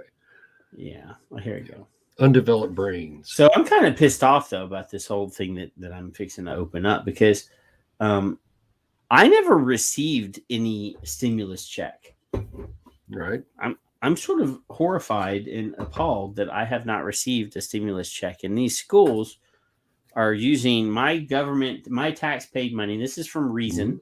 Mm-hmm. It says school districts are using their COVID-19 relief money on vape detectors and tennis courts. I don't care about the tennis courts, but some districts are investing big money on initiatives that don't appear at first glance strictly COVID-related. Earlier this year, schools around the country received more than $100 billion from the federal government, American taxpayers, in truth, in order to recover from the pandemic and finally get back to the task of teaching kids. The fund stipulated that 20% of the money be put toward addressing learning losses during the pandemic, but the bulk of it can be spent at the school's discretion, which means, of course, that many schools are using this sudden injection of cash to make improvements that have nothing to do with keeping COVID-19 at bay. Because we got that Omicron thing, right? The Omicron is here. But President Biden called it the Omnicron. Omnicron. Wow. Some districts are investing big money on initiatives that don't appear to be first, blah, blah, blah, COVID-related. Miami-Dade schools plan to spend $30 million or $86 per student on cybersecurity. Okay. Well, I mean, of course, you have all these remote learning things. If these kids are going to possibly need that in the future, you want that to be secure. You don't want, anybody hacking into that. Okay, that's fine. Raleigh County Schools in West Virginia lists a $9 million effort, more than $800 per student, to expand an elementary school, adding 9 classrooms, upgrading the library, expanding the kitchen, and separating the cafeteria and the gym. Again, I don't care about that. So good. As far as I'm concerned, those all sound beneficial to the school and to the students. Yeah. And since it's my tax money, I don't have a problem with that. The Newport School District in Virginia is spending $840,000 for a new student information system to help teachers catalog students' academic progress. Wonderful. Yep. I don't have a problem with that. An unnamed school district will use some of its COVID relief funds to install vape detection devices, purchase new student ID cards, and build a tennis court. Because that's the biggest worry you have at a school right now. But I'm just trying to figure out what exactly a vape detection device is. Because, like, Kevin, I've been in hotel rooms in hotels during vape events. Yes. Where the fire alarms would go off at the minorest hint that there were going to be people vaping in there. Correct. So I've been in some hotels though that you could blow vape right into the fire system, and it not do anything. So because it needs replaced. So probably a detector is like a beam or an eye. If the eye breaks, like your garage door openers for those of us who have those. If the beam is broken, the alarm trips. Yeah. So you have to have so many particles per whatever to get through that hole that it's detecting it from. And when it blocks that hole from seeing the other side, you're in an alarm. So Kath is abandoning us, Kevin. Uh-oh. She says that she's had her fill of batshittery. She's going to go rewatch Black Sails. Batshittery. Which is a good show, don't get me wrong. As opposed to bot shit, batshittery. I'm sad that we're not entertaining enough for you, Kath. Yeah. But there are some nice racks in Black Sails. I'm just saying. Yeah. It is a fairly graphic look at piracy during the old ship days, in the Caribbean.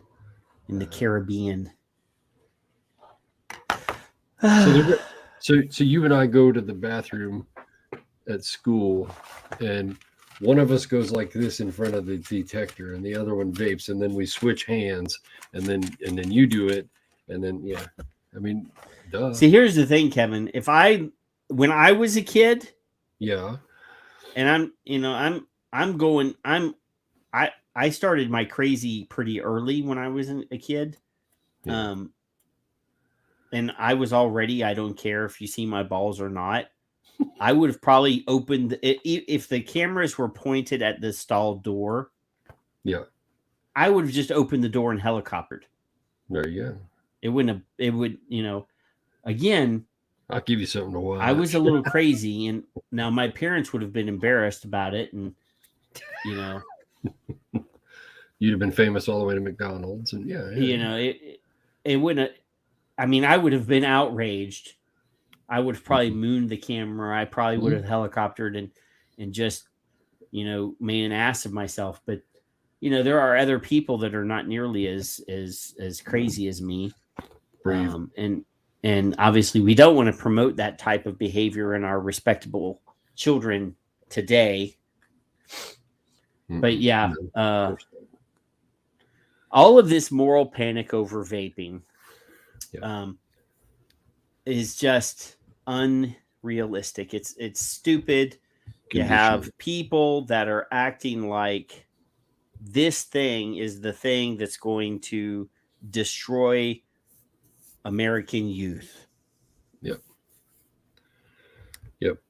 So they're having to install vape detectors and cameras, all to stop kids from using something that is essentially harmless. Essentially, not completely harmless. I'm not that guy. Yep. There is some harm. There is but risk.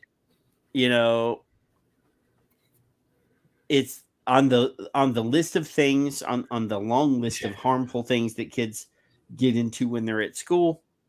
Right. Vaping is not the highest priority. Right. How about metal detectors? Let's bring some metal detectors. Spend some money on that. Well, that would see. I always had a pocket knife in my pocket when I was a kid. And I'm not talking about like a buck knife or anything. I had like an old timer, like a 3-bladed, pocket knife. I had a Barlow, yeah. For if I wanted to peel an apple in the cafeteria. And nobody ever said anything if I pulled the damn thing out of my pocket and started peeling an apple. Nobody cared. Nope. It's sad that the media can Bloomberg and their minions can change the attitude, tone, demeanor, and opinion of the public so harshly, and then they're talking about hard-ons of all Bill things. says, remember back in ancient Patrick days when rock music and comic books were going to destroy the minds of kids. Look what that did, Kevin. The PMRC. Rock music. This is the end result of rock music and comic books. I'm the end result of the 70s and 80s rock scene, I guess, if you want to call it. Yeah, I mean, I want to rock. Mm-hmm. I want to. Zappa, John Denver. Now, John Denver, come D. on. Snyder. No, they all went to. They did go to the hearings. Yes, that's true. Yeah, and they wanted John Denver to be on their side, and it didn't work out for him. No, well, he was ultimately a hippie, and he was ultimately an anti-government hippie. Poor Tipper. And then he crashed his airplane or his ultralight and died. Yeah. He was probably Rocky Mountain High too at the time. So, well, that I imagine. Yeah. Rocky Mountain High. They're heroes. Those guys are heroes anyway. Yeah, I mean, what's really funny though is D. Snyder. Here's the thing about D. Snyder. Mm-hmm. Very intelligent man. Very intelligent man. If you've ever heard him speak when he's not being, if he's just being himself and he's not playing the character that he plays, it's all a persona, right? So he actually filed his teeth into points in his youth to make himself look more scary, right? So then as he got older and he started having kids and a family and stuff, he's like, I got to go get my teeth fixed. Spent thousands and thousands of dollars fixing his teeth and getting them capped and veneered so that the pointy points were gone. Yeah. And Drew, kind of funny. That's kind of cool, Drew. He liked one of my tweets and that made my year because I was talking about the hearings that he and others were part of those hearings, and I linked it. He liked the tweet. He didn't comment, but I was like, wow, look at that. One of my heroes. Pretty cool. So Skip says that Mark went to bed so she can go to sleep now and not be worried about any sneaky pictures from Mark. Any skip shots. Little do you know, I've already coordinated with Mark. If we can get him on Twitter, that would be just one of the best things ever. It just would. I think it would be pretty great. Hey, Mark here. Look at this. He deserves a Twitter account of his own. Yes, he is pretending. Did he miss? He's pretending. He's pretending. Spikes her coffee. She falls asleep first. He wakes back I up. wasn't really sleeping. Sets his alarm. Yep. I'm rooting for him. I always am. Yeah, Mark's my homie. He's another one of my heroes. And one of these days, I'm going to grow up and be just like him. That's right. So since we're out of articles, Kevin, I'm gonna spend 7 minutes. I'm gonna use 7 minutes of my time to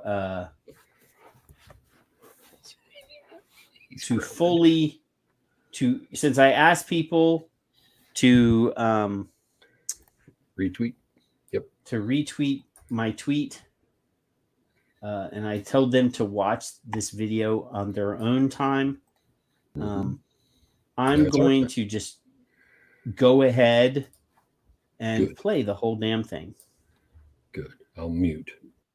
Yes, you will. Or I'll mute you. The two. So I'm going to throw this up on screen. Now, there's another view here that I didn't realize.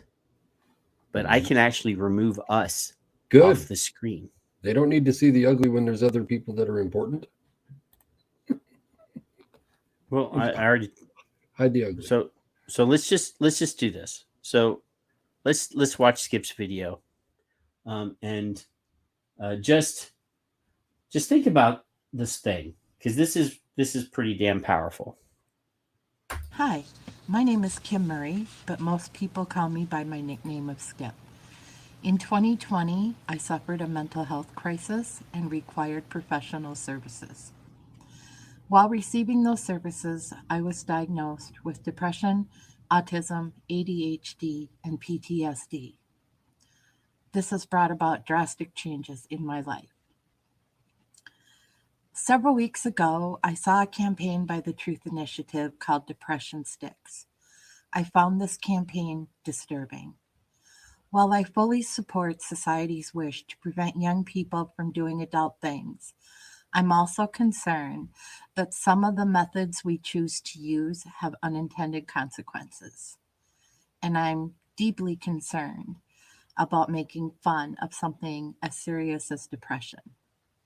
I've been steaming about this for several weeks, trying to figure out what to do, and I decided the best course of action was to express my concerns to Truth Initiative via a letter.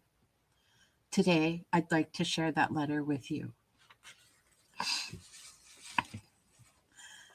Dear Truth Initiative, depression is a hideous thing to suffer from. I know this from personal experience. My childhood story is similar to those of the high-risk young people you have focused on for years. Those of us who know poverty, abuse, broken homes, smoking parents, and mental illness have always had the highest rates of smoking. I started smoking when I was 10. I thought I had safely locked the horrors of my youth away, and then the fear and isolation of COVID hit. Like many people, my underlying and undiagnosed mental illness came brutally bursting to the surface. We're seeing an alarming rise in the rates of people suffering from depression and anxiety. Most concerning to me is the rise in the number of kids facing the daunting reality of depression and the rise in suicide attempts by young people. While most of you begin your day with the decision of what to wear, I force myself to get out of bed and try to find a reason to not want to die. Depression didn't announce itself, it just quietly grew, and while it grew, it changed my thought processes. Without seeing the dangers of my thoughts, it became normal for me to start planning my death. Depression affects all aspects of my life. Some days I can barely function. I have good days, but life provides so many triggers, and the depression keeps haunting me, ruling my life and robbing me of my ability to be happy. I'm not alone in my struggles with depression. There are millions of people facing the same challenge. I was shocked the first time I saw your Depression Sticks campaign, and then I became angry. How could anyone find it funny to create a parody about something as challenging as depression? Then I thought maybe you knew something I didn't know, so I went to your website. It was disappointing to learn you didn't have proof of your claims. I reached out to others who suffer from depression and shared your campaign with them. All of us are angry and disgusted. Depression isn't a joke. It's a life-threatening mental illness that causes death every day. The lives of the young people you're trying to influence aren't a joke either. Your campaign stigmatizes those of us battling depression, and it lessens the public's perception of the severity of what we're facing. Kids are suffering. The world has been turned upside down by COVID, and many kids have lost all semblance of what was a normal life. They've become isolated, and many lack enough support to deal with the anxiety they're going through. Their parents have had a rough time too. The Depression Sticks campaign is a cruel way to add more fear to the lives of overwhelmed parents. How many parents are looking at a depressed teen and think if their kid stops vaping, all their problems will go away? Now the media is picking up on this, spreading more fear and adding to the anxiety parents are already feeling.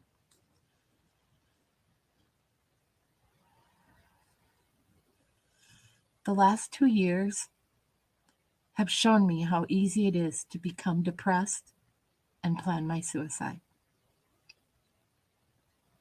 My fear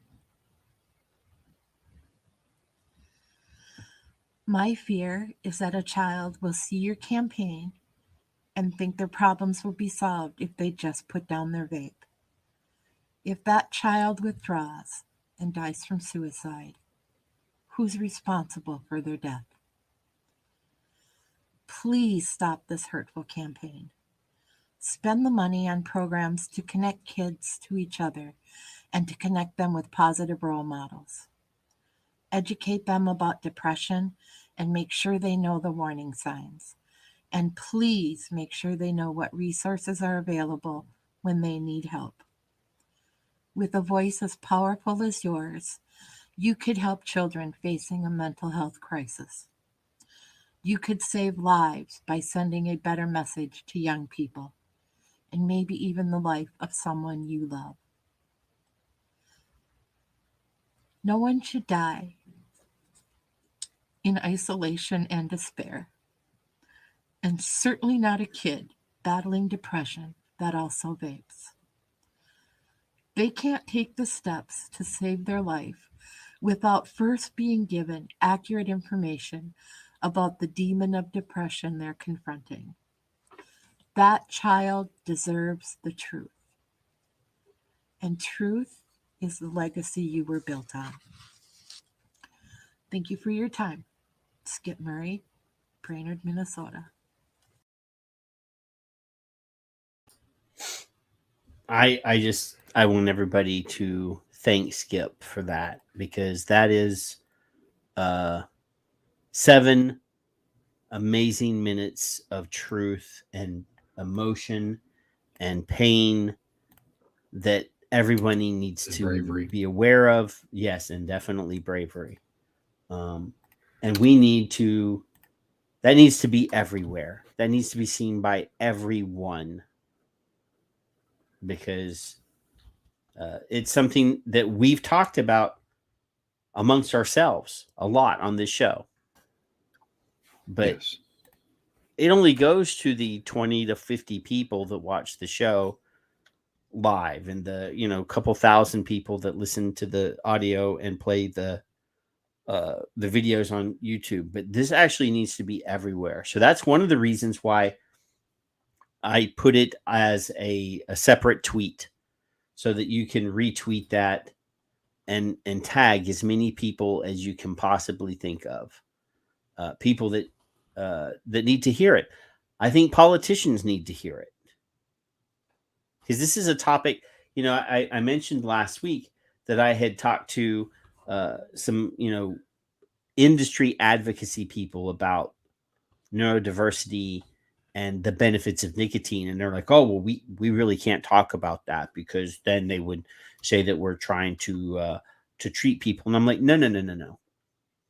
A, you're wrong, and B, talking to somebody about the benefits of nicotine is not the same as promoting your product. Period. So I disagree wholeheartedly with that response. We need everybody to understand that doctors in America and doctors across the world are misinformed about what nicotine does and doesn't do. And if we have to re-educate people that have PhDs and MDs about a simple thing that they should have learned a long ago, and it's right in their PDR, it's right in their physician's desk reference. Nicotine does not cause cancer. Nicotine is a stimulant. Period. It's a neuroprotectant. It enhances mental focus. It does all these things. It helps people with Crohn's disease. It does amazing things in the human body. There's a reason why we have neuroreceptors for nicotine in our brains. If we weren't supposed to have it in our body, those receptors would not be there. They're nicotinic receptors. They're built right into your brain. There's a reason why they're there. Anywho, Kevin. Yes. So what a beautiful human Skip is. She's one of my favorite people on the planet, Kevin. I'll tell you the truth. She sent me the video, and there's a blue tarp behind her. And I said to her, that it looks, everything that you're saying in there is amazing. I said, but let me fiddle with it, and then I'll bring you into a Zoom and show it to you. So then I threw our backdrop behind there just because it was what I had convenient, and it looked fine. And she's like, yeah, it looks great. Go ahead and go with that. Yeah, Yolanda's she's got a master's degree. She's working on her PhD, and she says nicotinic receptors aren't there for show. No, they're there because your body is meant to process nicotine. It is a natural thing that your body has adapted to process, and has done so because it has found a benefit. Your brain doesn't just develop receptors for things that's not good for it. Mm-hmm. So yeah.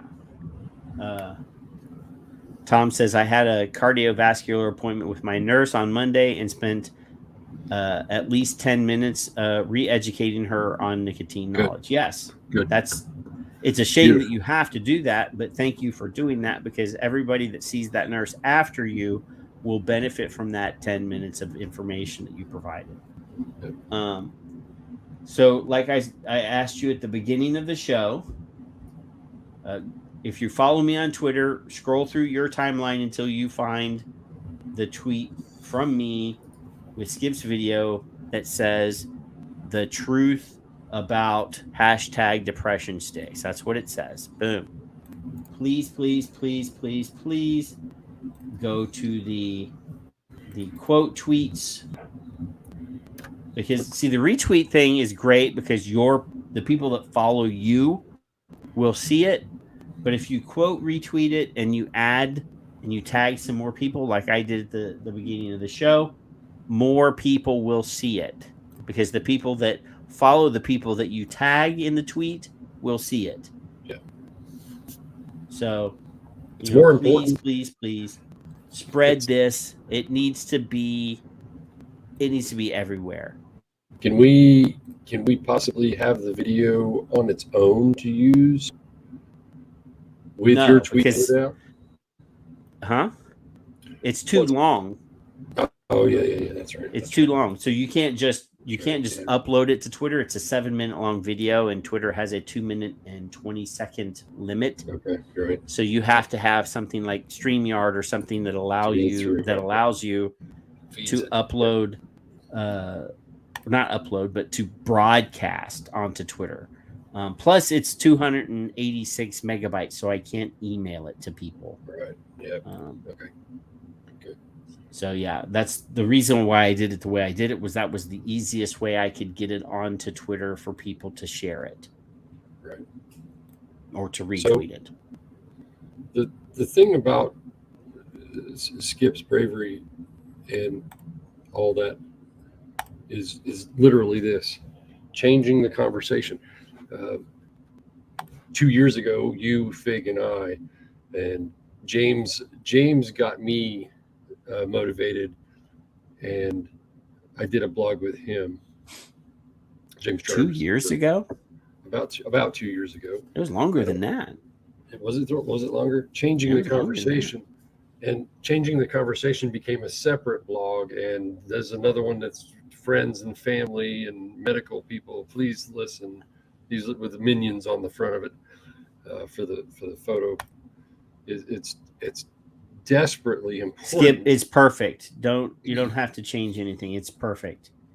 7 minutes is fine. You couldn't trim that down to 2.5 minutes or 2 minutes and 20 seconds. You couldn't do it.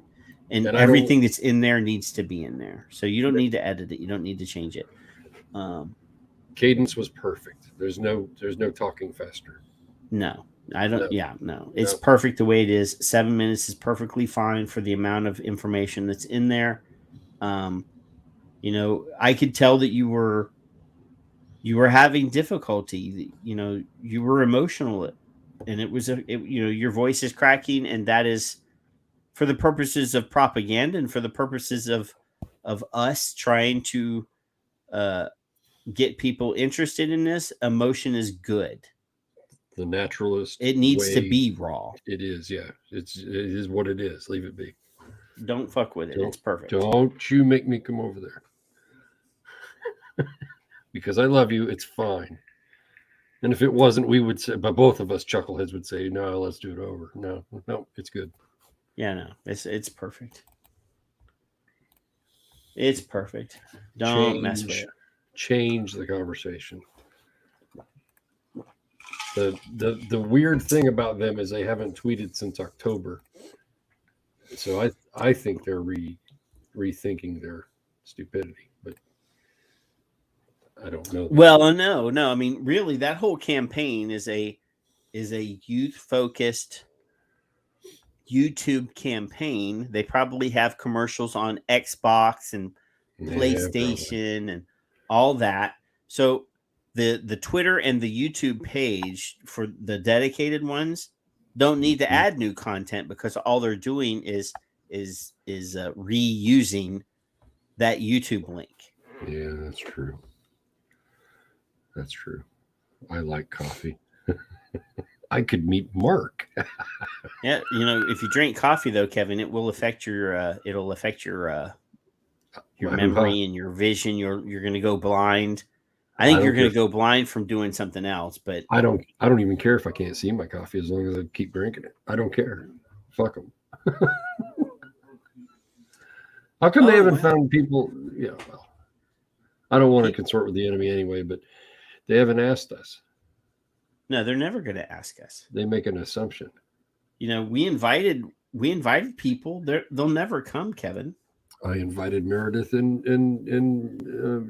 dickhead there, Matt Myers, whatever his name is, Matthew. Mm-hmm.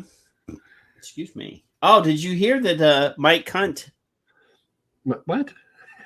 Mike Hunt got fired or quit his job. Who? Oh, Greg Hunt. Greg Hunt.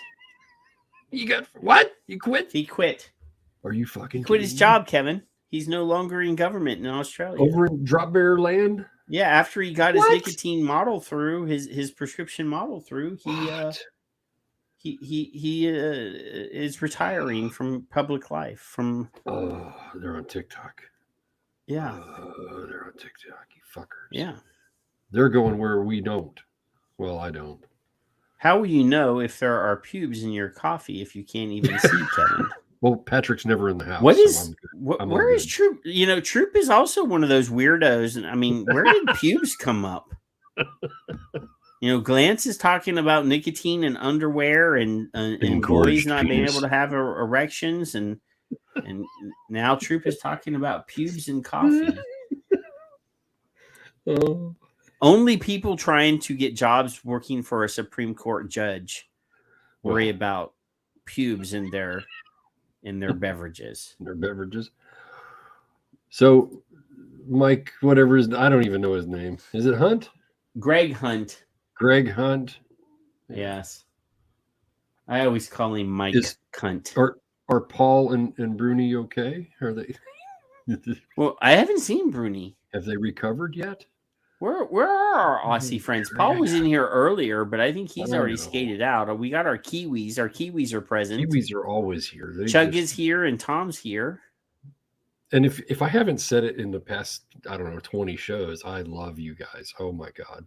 Every friggin' I don't know. Chug is only fun when she's really drunk. Shit. There's Tic Tac. TikTok, Tic Tac. Tic Tac. Taking a job in pharma. Of course he is. I'm in the garage building stuff. He's having knee surgery soon, so he's probably working on time machine, making a handmade wooden wheelchair and stuff, because he's going to be like Captain Pike on Star Trek for a little while. He's going to be in a wheelchair because he's old.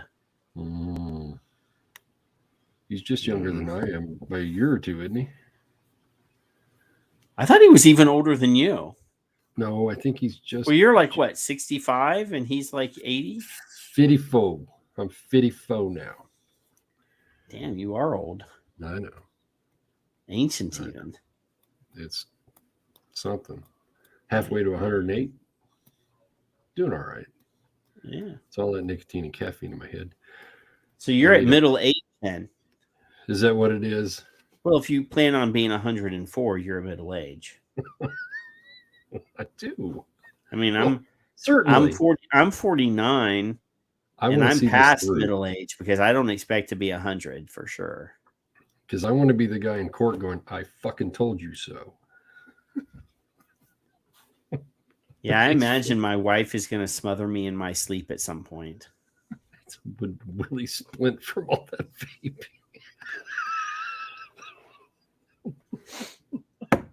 Yeah. She's talking about his tiny pee-pee.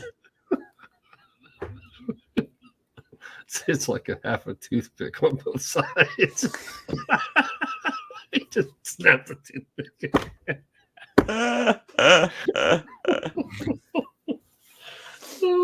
Oh, poor Paul and his tiny pee-pee.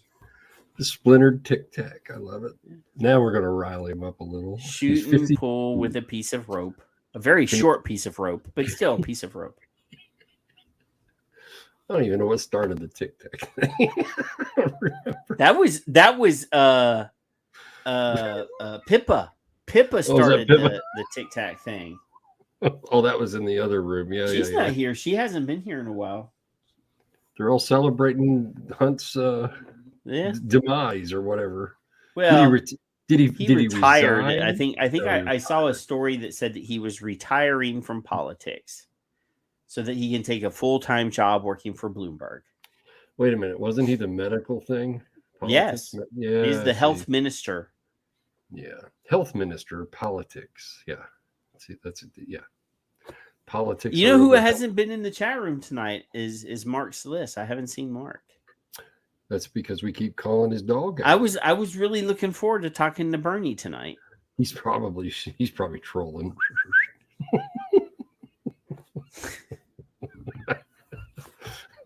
Liana, shame on you. Get a bang out of life. So if they're celebrating, I'm okay with that. If Pippa's not here because there's a celebration, then I'm happy. Yeah. Let them eat cake. Let them eat cake. Right? Janine says that she lives for your laugh. See, thanks. I appreciate that. There's not a lot to laugh at, so I try. That's very sweet because Janine is also amazing. Well, yeah, they all are. Oh my god! We have some really awesome people that we call friend, internet friends. Mm-hmm. Damn, it's been so long since I retweeted that thing from Janine that I may not be able to find it now.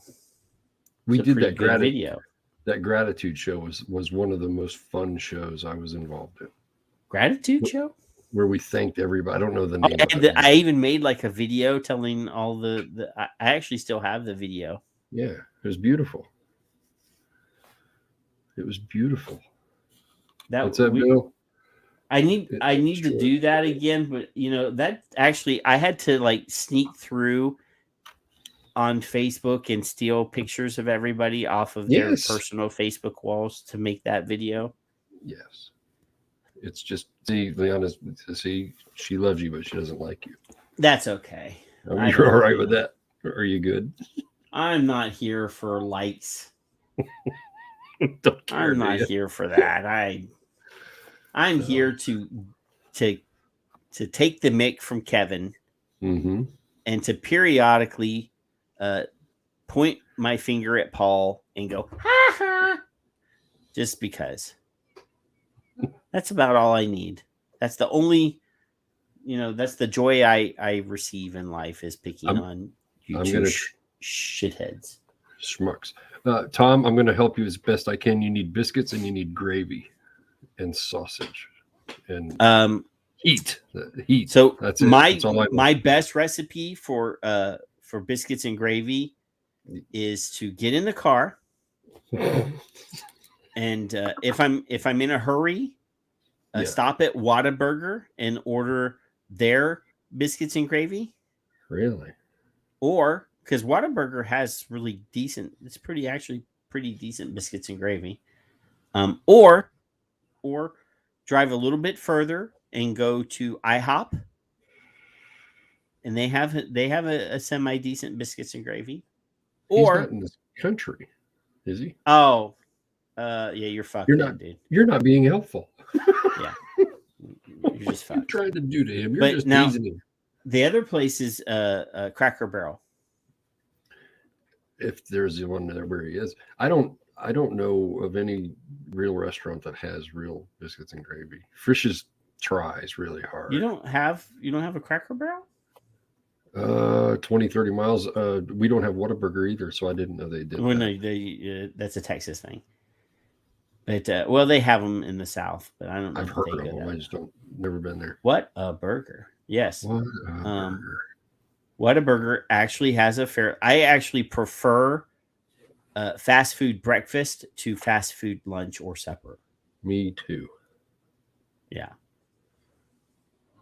For sandwich at Burger King. Well, Cracker Barrel is also a cheese brand here. It's the same company. Mm. But here they have a country restaurant as part of the chain as well. It's like Marie Callender's. Marie Callender's is a frozen meal company, but they also have a chain of restaurants. Yep. We have a Marie Callender's restaurant in San Antonio. It's very nice. If you see Skip, I bet she'd make a mean-ass biscuits and gravy platter. I bet. That's my guess. I think I've seen that on her Twitter line somewhere. Well, I don't have a Southern grandma. I have a lot of Southern adopted grandmas because my grandma lives in Pennsylvania and she's not a Yankee. Well, she's dead now. I shouldn't say that. She lived in Pennsylvania. But I do have I do work in geriatrics and sort of have adopted a lot of grandmas because I don't have any family nearby. But yes. Mm-hmm. Okay. So Janine, I will explain to you Ruth's Chris Steakhouse. So in New Orleans, it's a New Orleans. It started in New Orleans. It's a huge chain now, but there used to be a restaurant called Chris's Steakhouse. And there was this lady who her dream was to open a restaurant. So she actually went in partners with Chris's Steakhouse. And eventually she bought him out. And she did not want to diminish or to change the name because it was already quite popular. So she added her name, Ruth. And so it's really hard to say because it's not Chris's, it's Ruth's Chris Restaurant. So it was Chris's restaurant.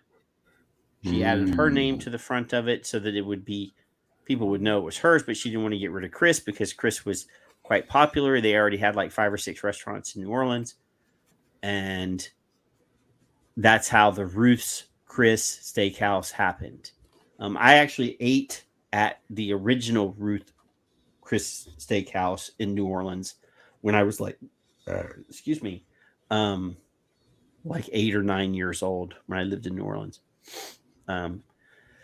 They have decent steaks. They're not the best steakhouse in the world, but yeah.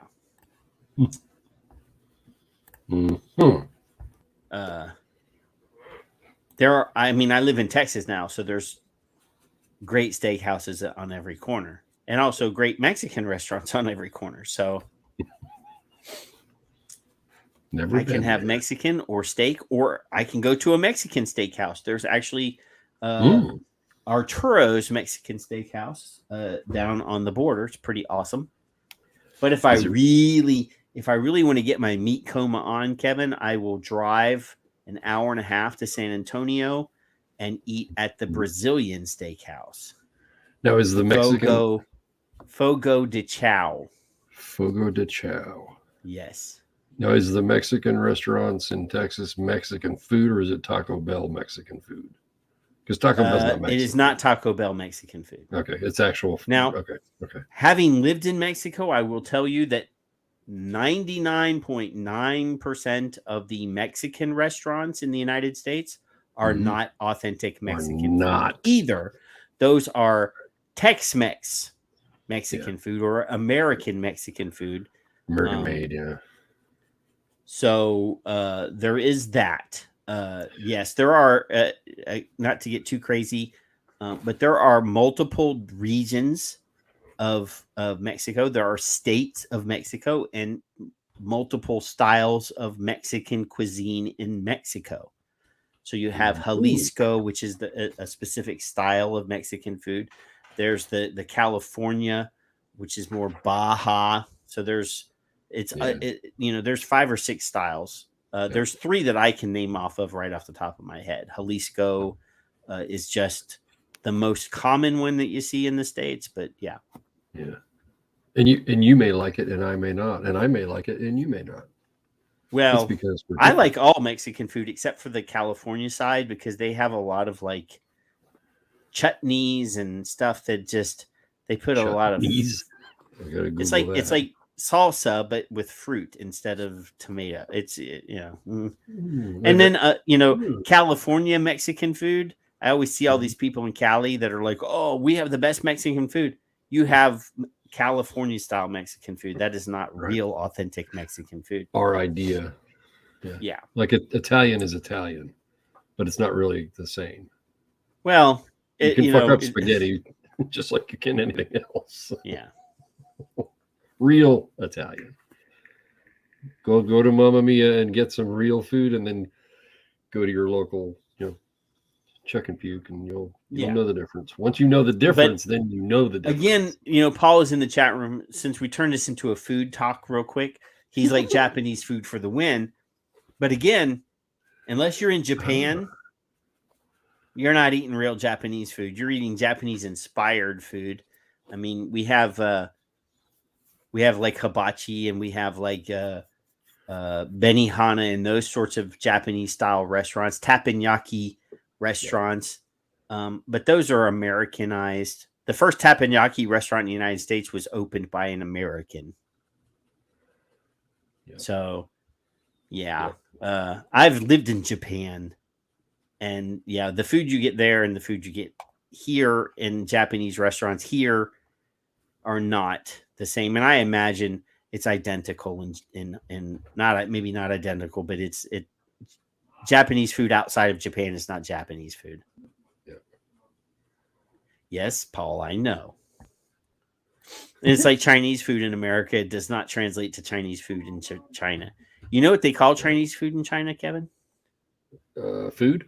Food. No, I don't. Exactly. Food. Yeah. Okay. It's just food. Yeah. Food. I was in a lady's house that I was doing an installation for her, and she was cooking. They owned a Mexican restaurant, and she was cooking at home to take some of it there because their cooks were so overwhelmed, and it smelled so good. And when I was about done, I'm like, I don't know what you're cooking, but it smells good. She gave me and I wasn't asking for it either. She gave me a plate of food, and I was like, oh, this is good. This is not Taco freaking Bell. No, Taco Bell is not real Mexican food, Kevin. All she said was, if you like it, you come by and see us. and I did. Wow. What a difference that made. Before we wrap all this up, you did see the idiot, what's his name? Yarmouth out of Kentucky, saying that he doesn't know anything about this on vaping products and stuff. No, I don't. No, you didn't know that. Mm-mm. Huh? That I didn't know. That he didn't know what? Right. I saw that somebody actually sent a letter. I think it was Leanna? Mallory. I thought no, Leanne is the one that got the letter. Yeah, you're right. Yeah, I did see that. Grim. But stop being stupid. Did you name your dog Grim? No, his name was Grim when we adopted him. Sure. You named your dog after Grim Green. Yeah. You're a fanboy. Oh, yeah, that's what happened. I had the dog where I was vaping. No. Yeah. No, but yeah, in Japan, Here in America, we make fun. I mean, the food in convenience stores is sort of low quality. You don't know how long it's been setting out and stuff. You can go into Lawson's or even 7-Eleven, but Lawson's is the best convenience store chain in Japan. And like the sushi they have, the sushi trays are fresh. They have this amazing fluffy egg salad. Yep. I would actually punch you in the mouth for one right now. Would you? I would. I would get in the car, drive to Ohio, jump out, punch you in the face, get back in the car, drive back, and eat my egg salad. That's pretty Anyway, serious. are you trying to show me something? Well, I got a tweet that I mean, Leanna got the letter from yes, the senator that said that he does not support any vape tax. Yep. Yeah, I saw that. It was good. And thank you for sending the letter and getting the response. If everybody would put that much interest into it and show these politicians that this matters. See, this is a perfect example of why the I vape, I vote thing is worthless. Because politicians know, that it's not true. Yep. There's no fear in them because we've never scared them. But if we would scare them by sending fucking letters and actually putting forth some effort to show them the numbers of people that this topic is important to, then they would be afraid of us. But they're not afraid of us because we've yelled it, we've used it, we've used the I vape, I vote chant for a decade. Mm-hmm. And we have never scared them. We've never swung an election. We've never put the fear of God into them. Yep. So Lance has the quote on here. John Yarmouth is facing accusations that he is helping tobacco interests with the tax on vaping after the House removed a tax on cigarettes from its Build Back Better spending package. He claims he has no idea who inserted the vaping tax amendment into the bill. So I've got that part here if it comes up quick. I have no idea who inserted that amendment in the bill, Yarmouth said this week in an exclusive interview with Fox Business. I was the manager, but it's someone else on the committee who filed the amendment, and I didn't learn about it until later. He added that the directive to do it came down from leadership. So, it's not me, it's you. It's this kind of thing. Pointing the other way. And that, by the way, that was a Victor share screen. I forgot to mention. See, the thing is, though, it doesn't really matter who put the language in the bill, though. But this is not my fault. This is someone else's fault. No, you can't. I've got plausible deniability because I really didn't know anyway. It's not my fault. Because some big tobacco lobbyist handed the language to some generic House of Representatives douchebag who walked it into the chambers and said, "I'm introducing this amendment to the thing." Come on, it's that simple. I gotta let the damn dog out. I'll be right back. So I mean, regardless of who introduced the language or who added it to the bill, we know that they're working in cahoots just because they specifically negotiated out the cigarette language and they inserted a per milligram per milliliter tax, which benefits the closed pod versus an open system regulation or open system device. So you can't tell me.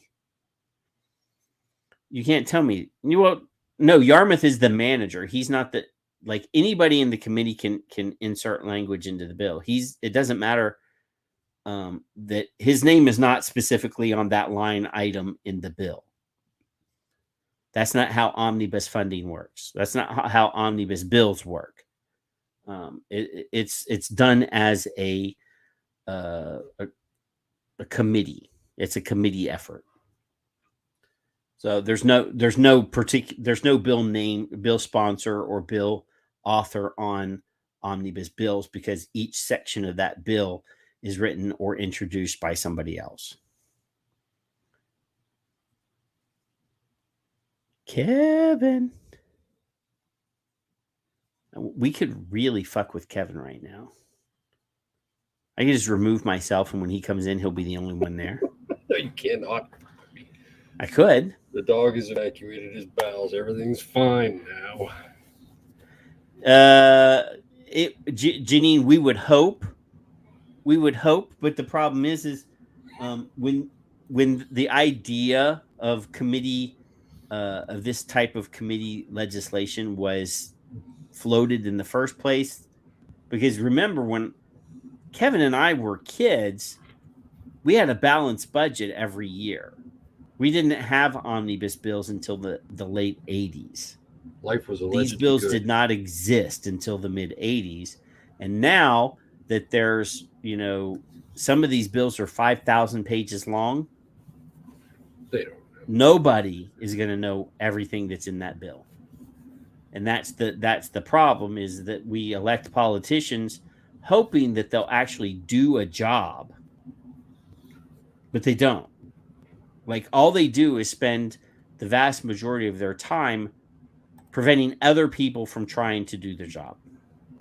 So if I introduce legislation, another politician is going to spend their time pushing back against my legislation.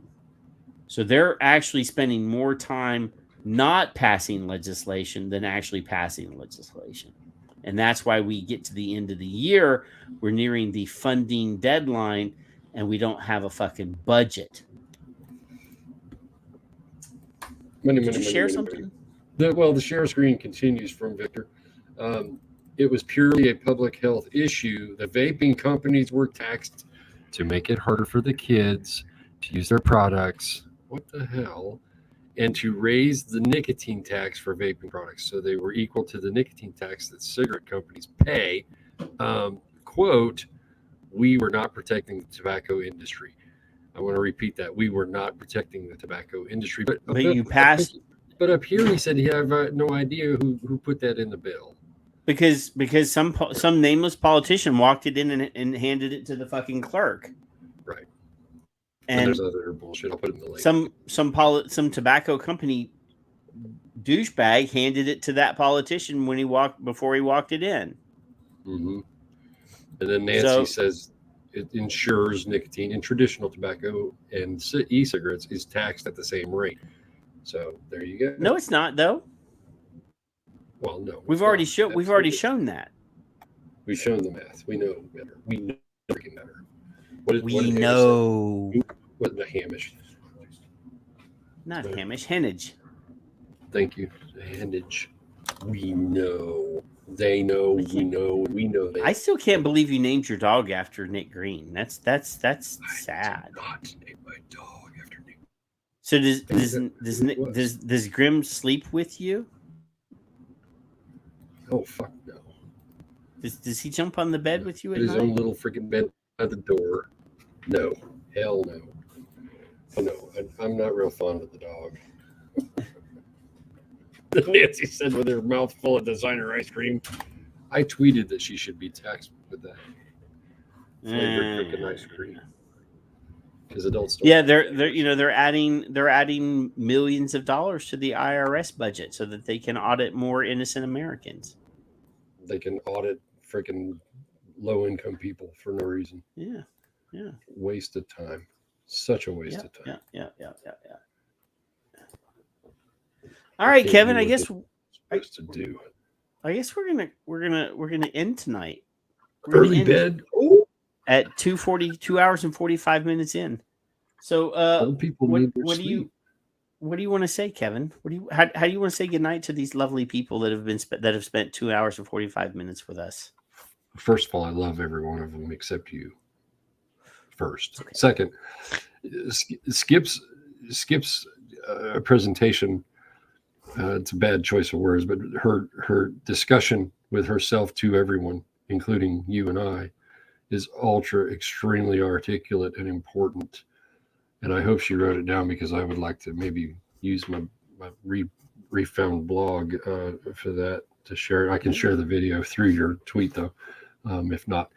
You have my permission to actually post that, since I now am the sponsor of your website. Oh, it's going to be on there. Believe me.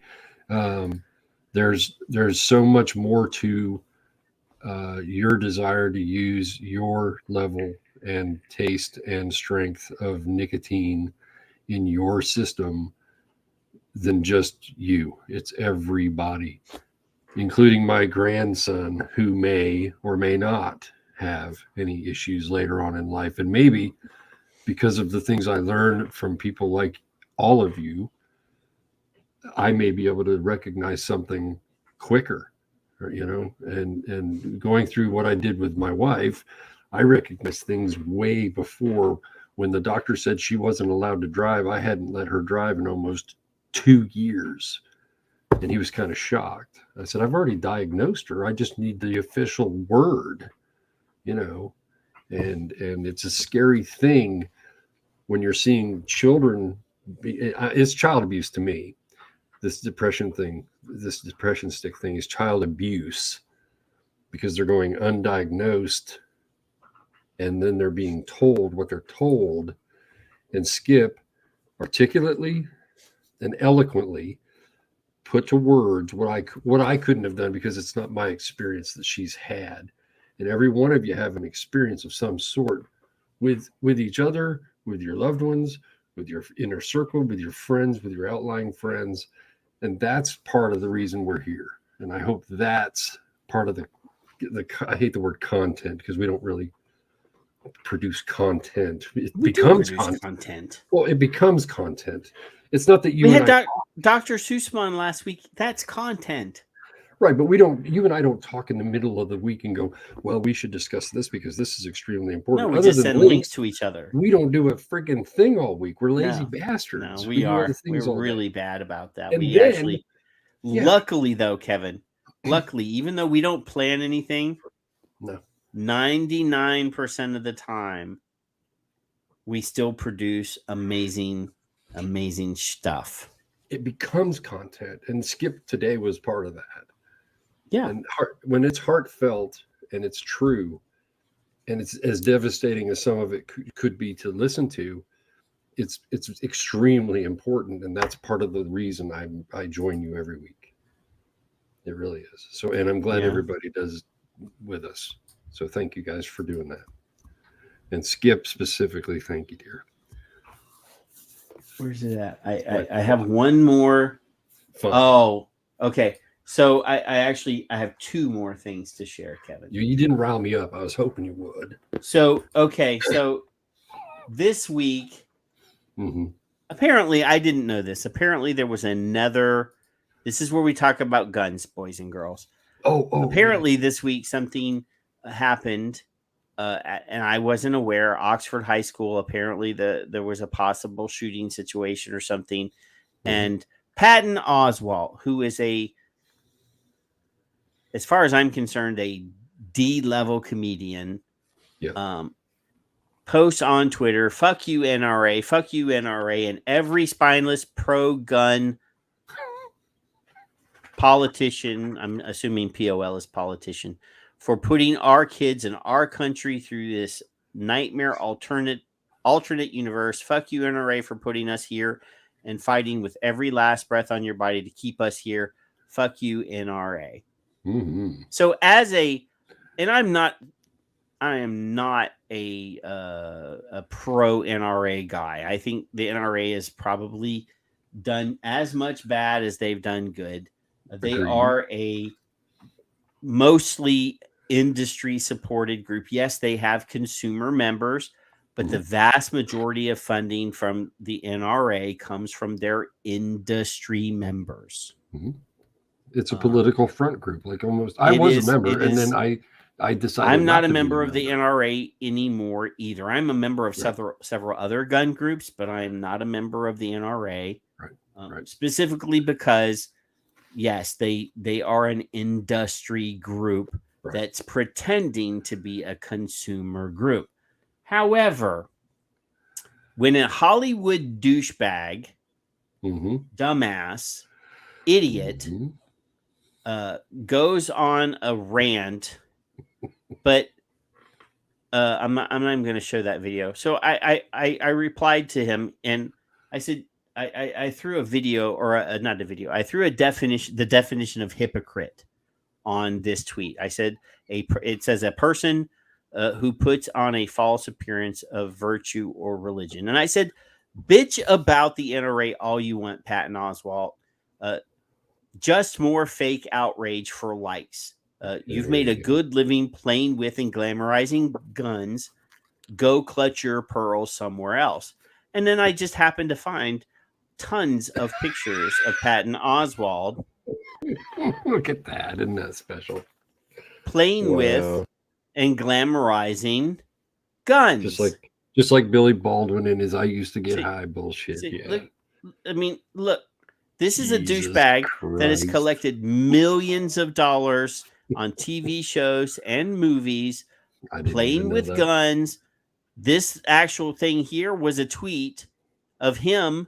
This is him holding a gun, pointing it at the camera. And the tweet that I got it from, this is his own personal tweet, is messing around on set between takes. Wow.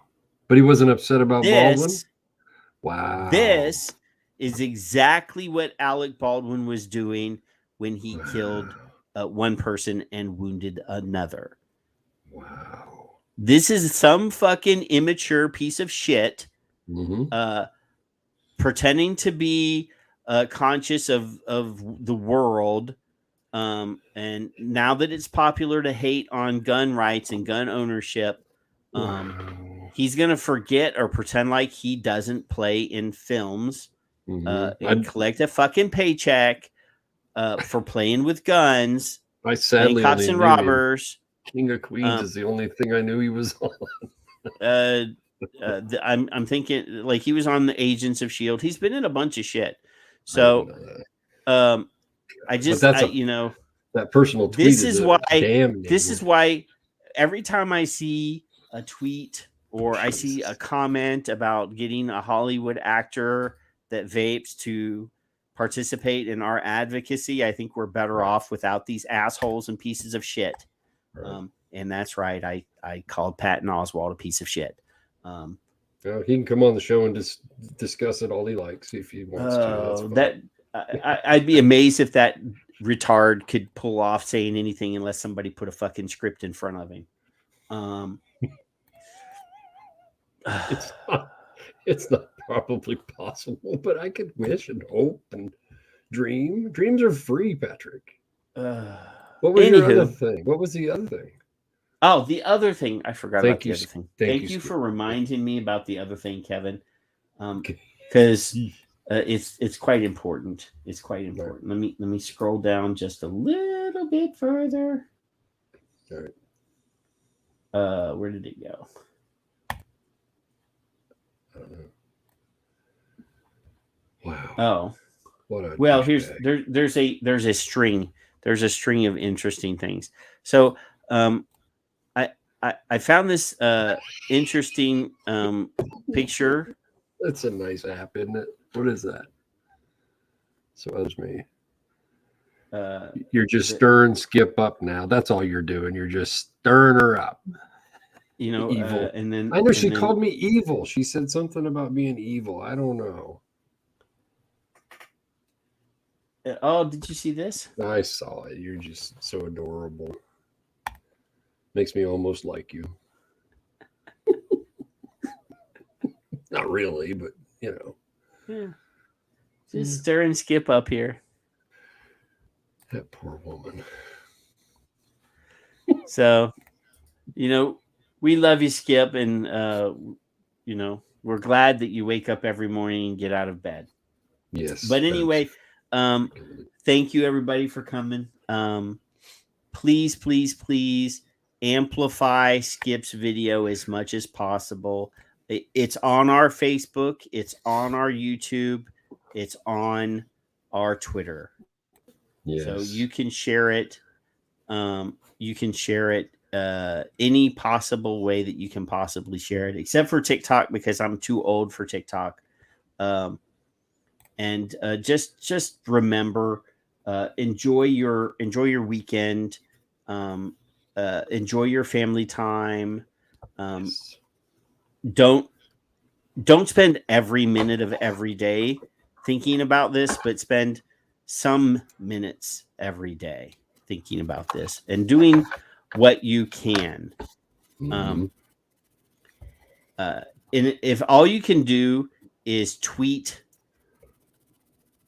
one of our tweets, if retweet one of our tweets, or quote retweet one of our tweets and tag somebody else that you might think has an interest in this or could be swayed, could pause and think about the ramifications of the idiocy of these public health people. Just do that. Yep. Retweet and tag as many people. If you think it'll make a difference in the way they think about nicotine, vaping, and these assholes that are creating these moral panic campaigns, do it. It takes a few seconds.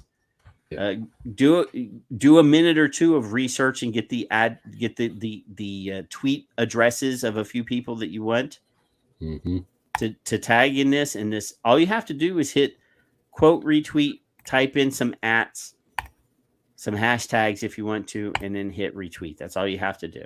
If you can't find somebody on Twitter, you can look up their name first with a space. If you can't find them, then you can look other ways if you like. If you want to message, a lot of times if you Google somebody, if they have an official website, it'll have their ats on there.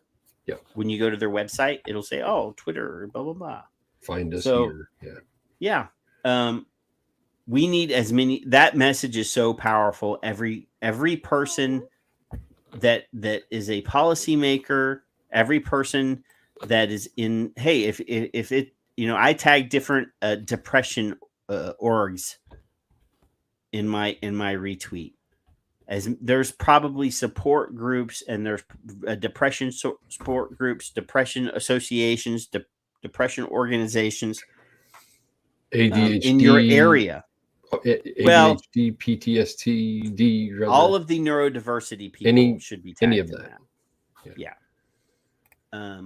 Because they need to realize that depression, people, like I always say, sit down and ask these kids, talk with them about why. Why are you smoking? Why are you vaping? Why are you using nicotine? Because I guarantee you there's an underlying cause. They may have started because they saw their friends do it, but they kept doing it because of another reason. Yep. So anyway, love you guys. Have an amazing weekend. Enjoy yourself. Find some time to have some fun, some good food, and family time. And we will see you in 7 days, if not sooner. Bye.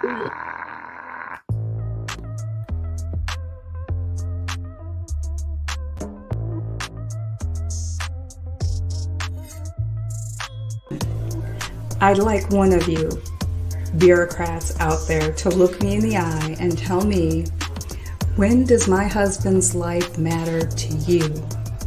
Because it matters every day, every second of every day to me.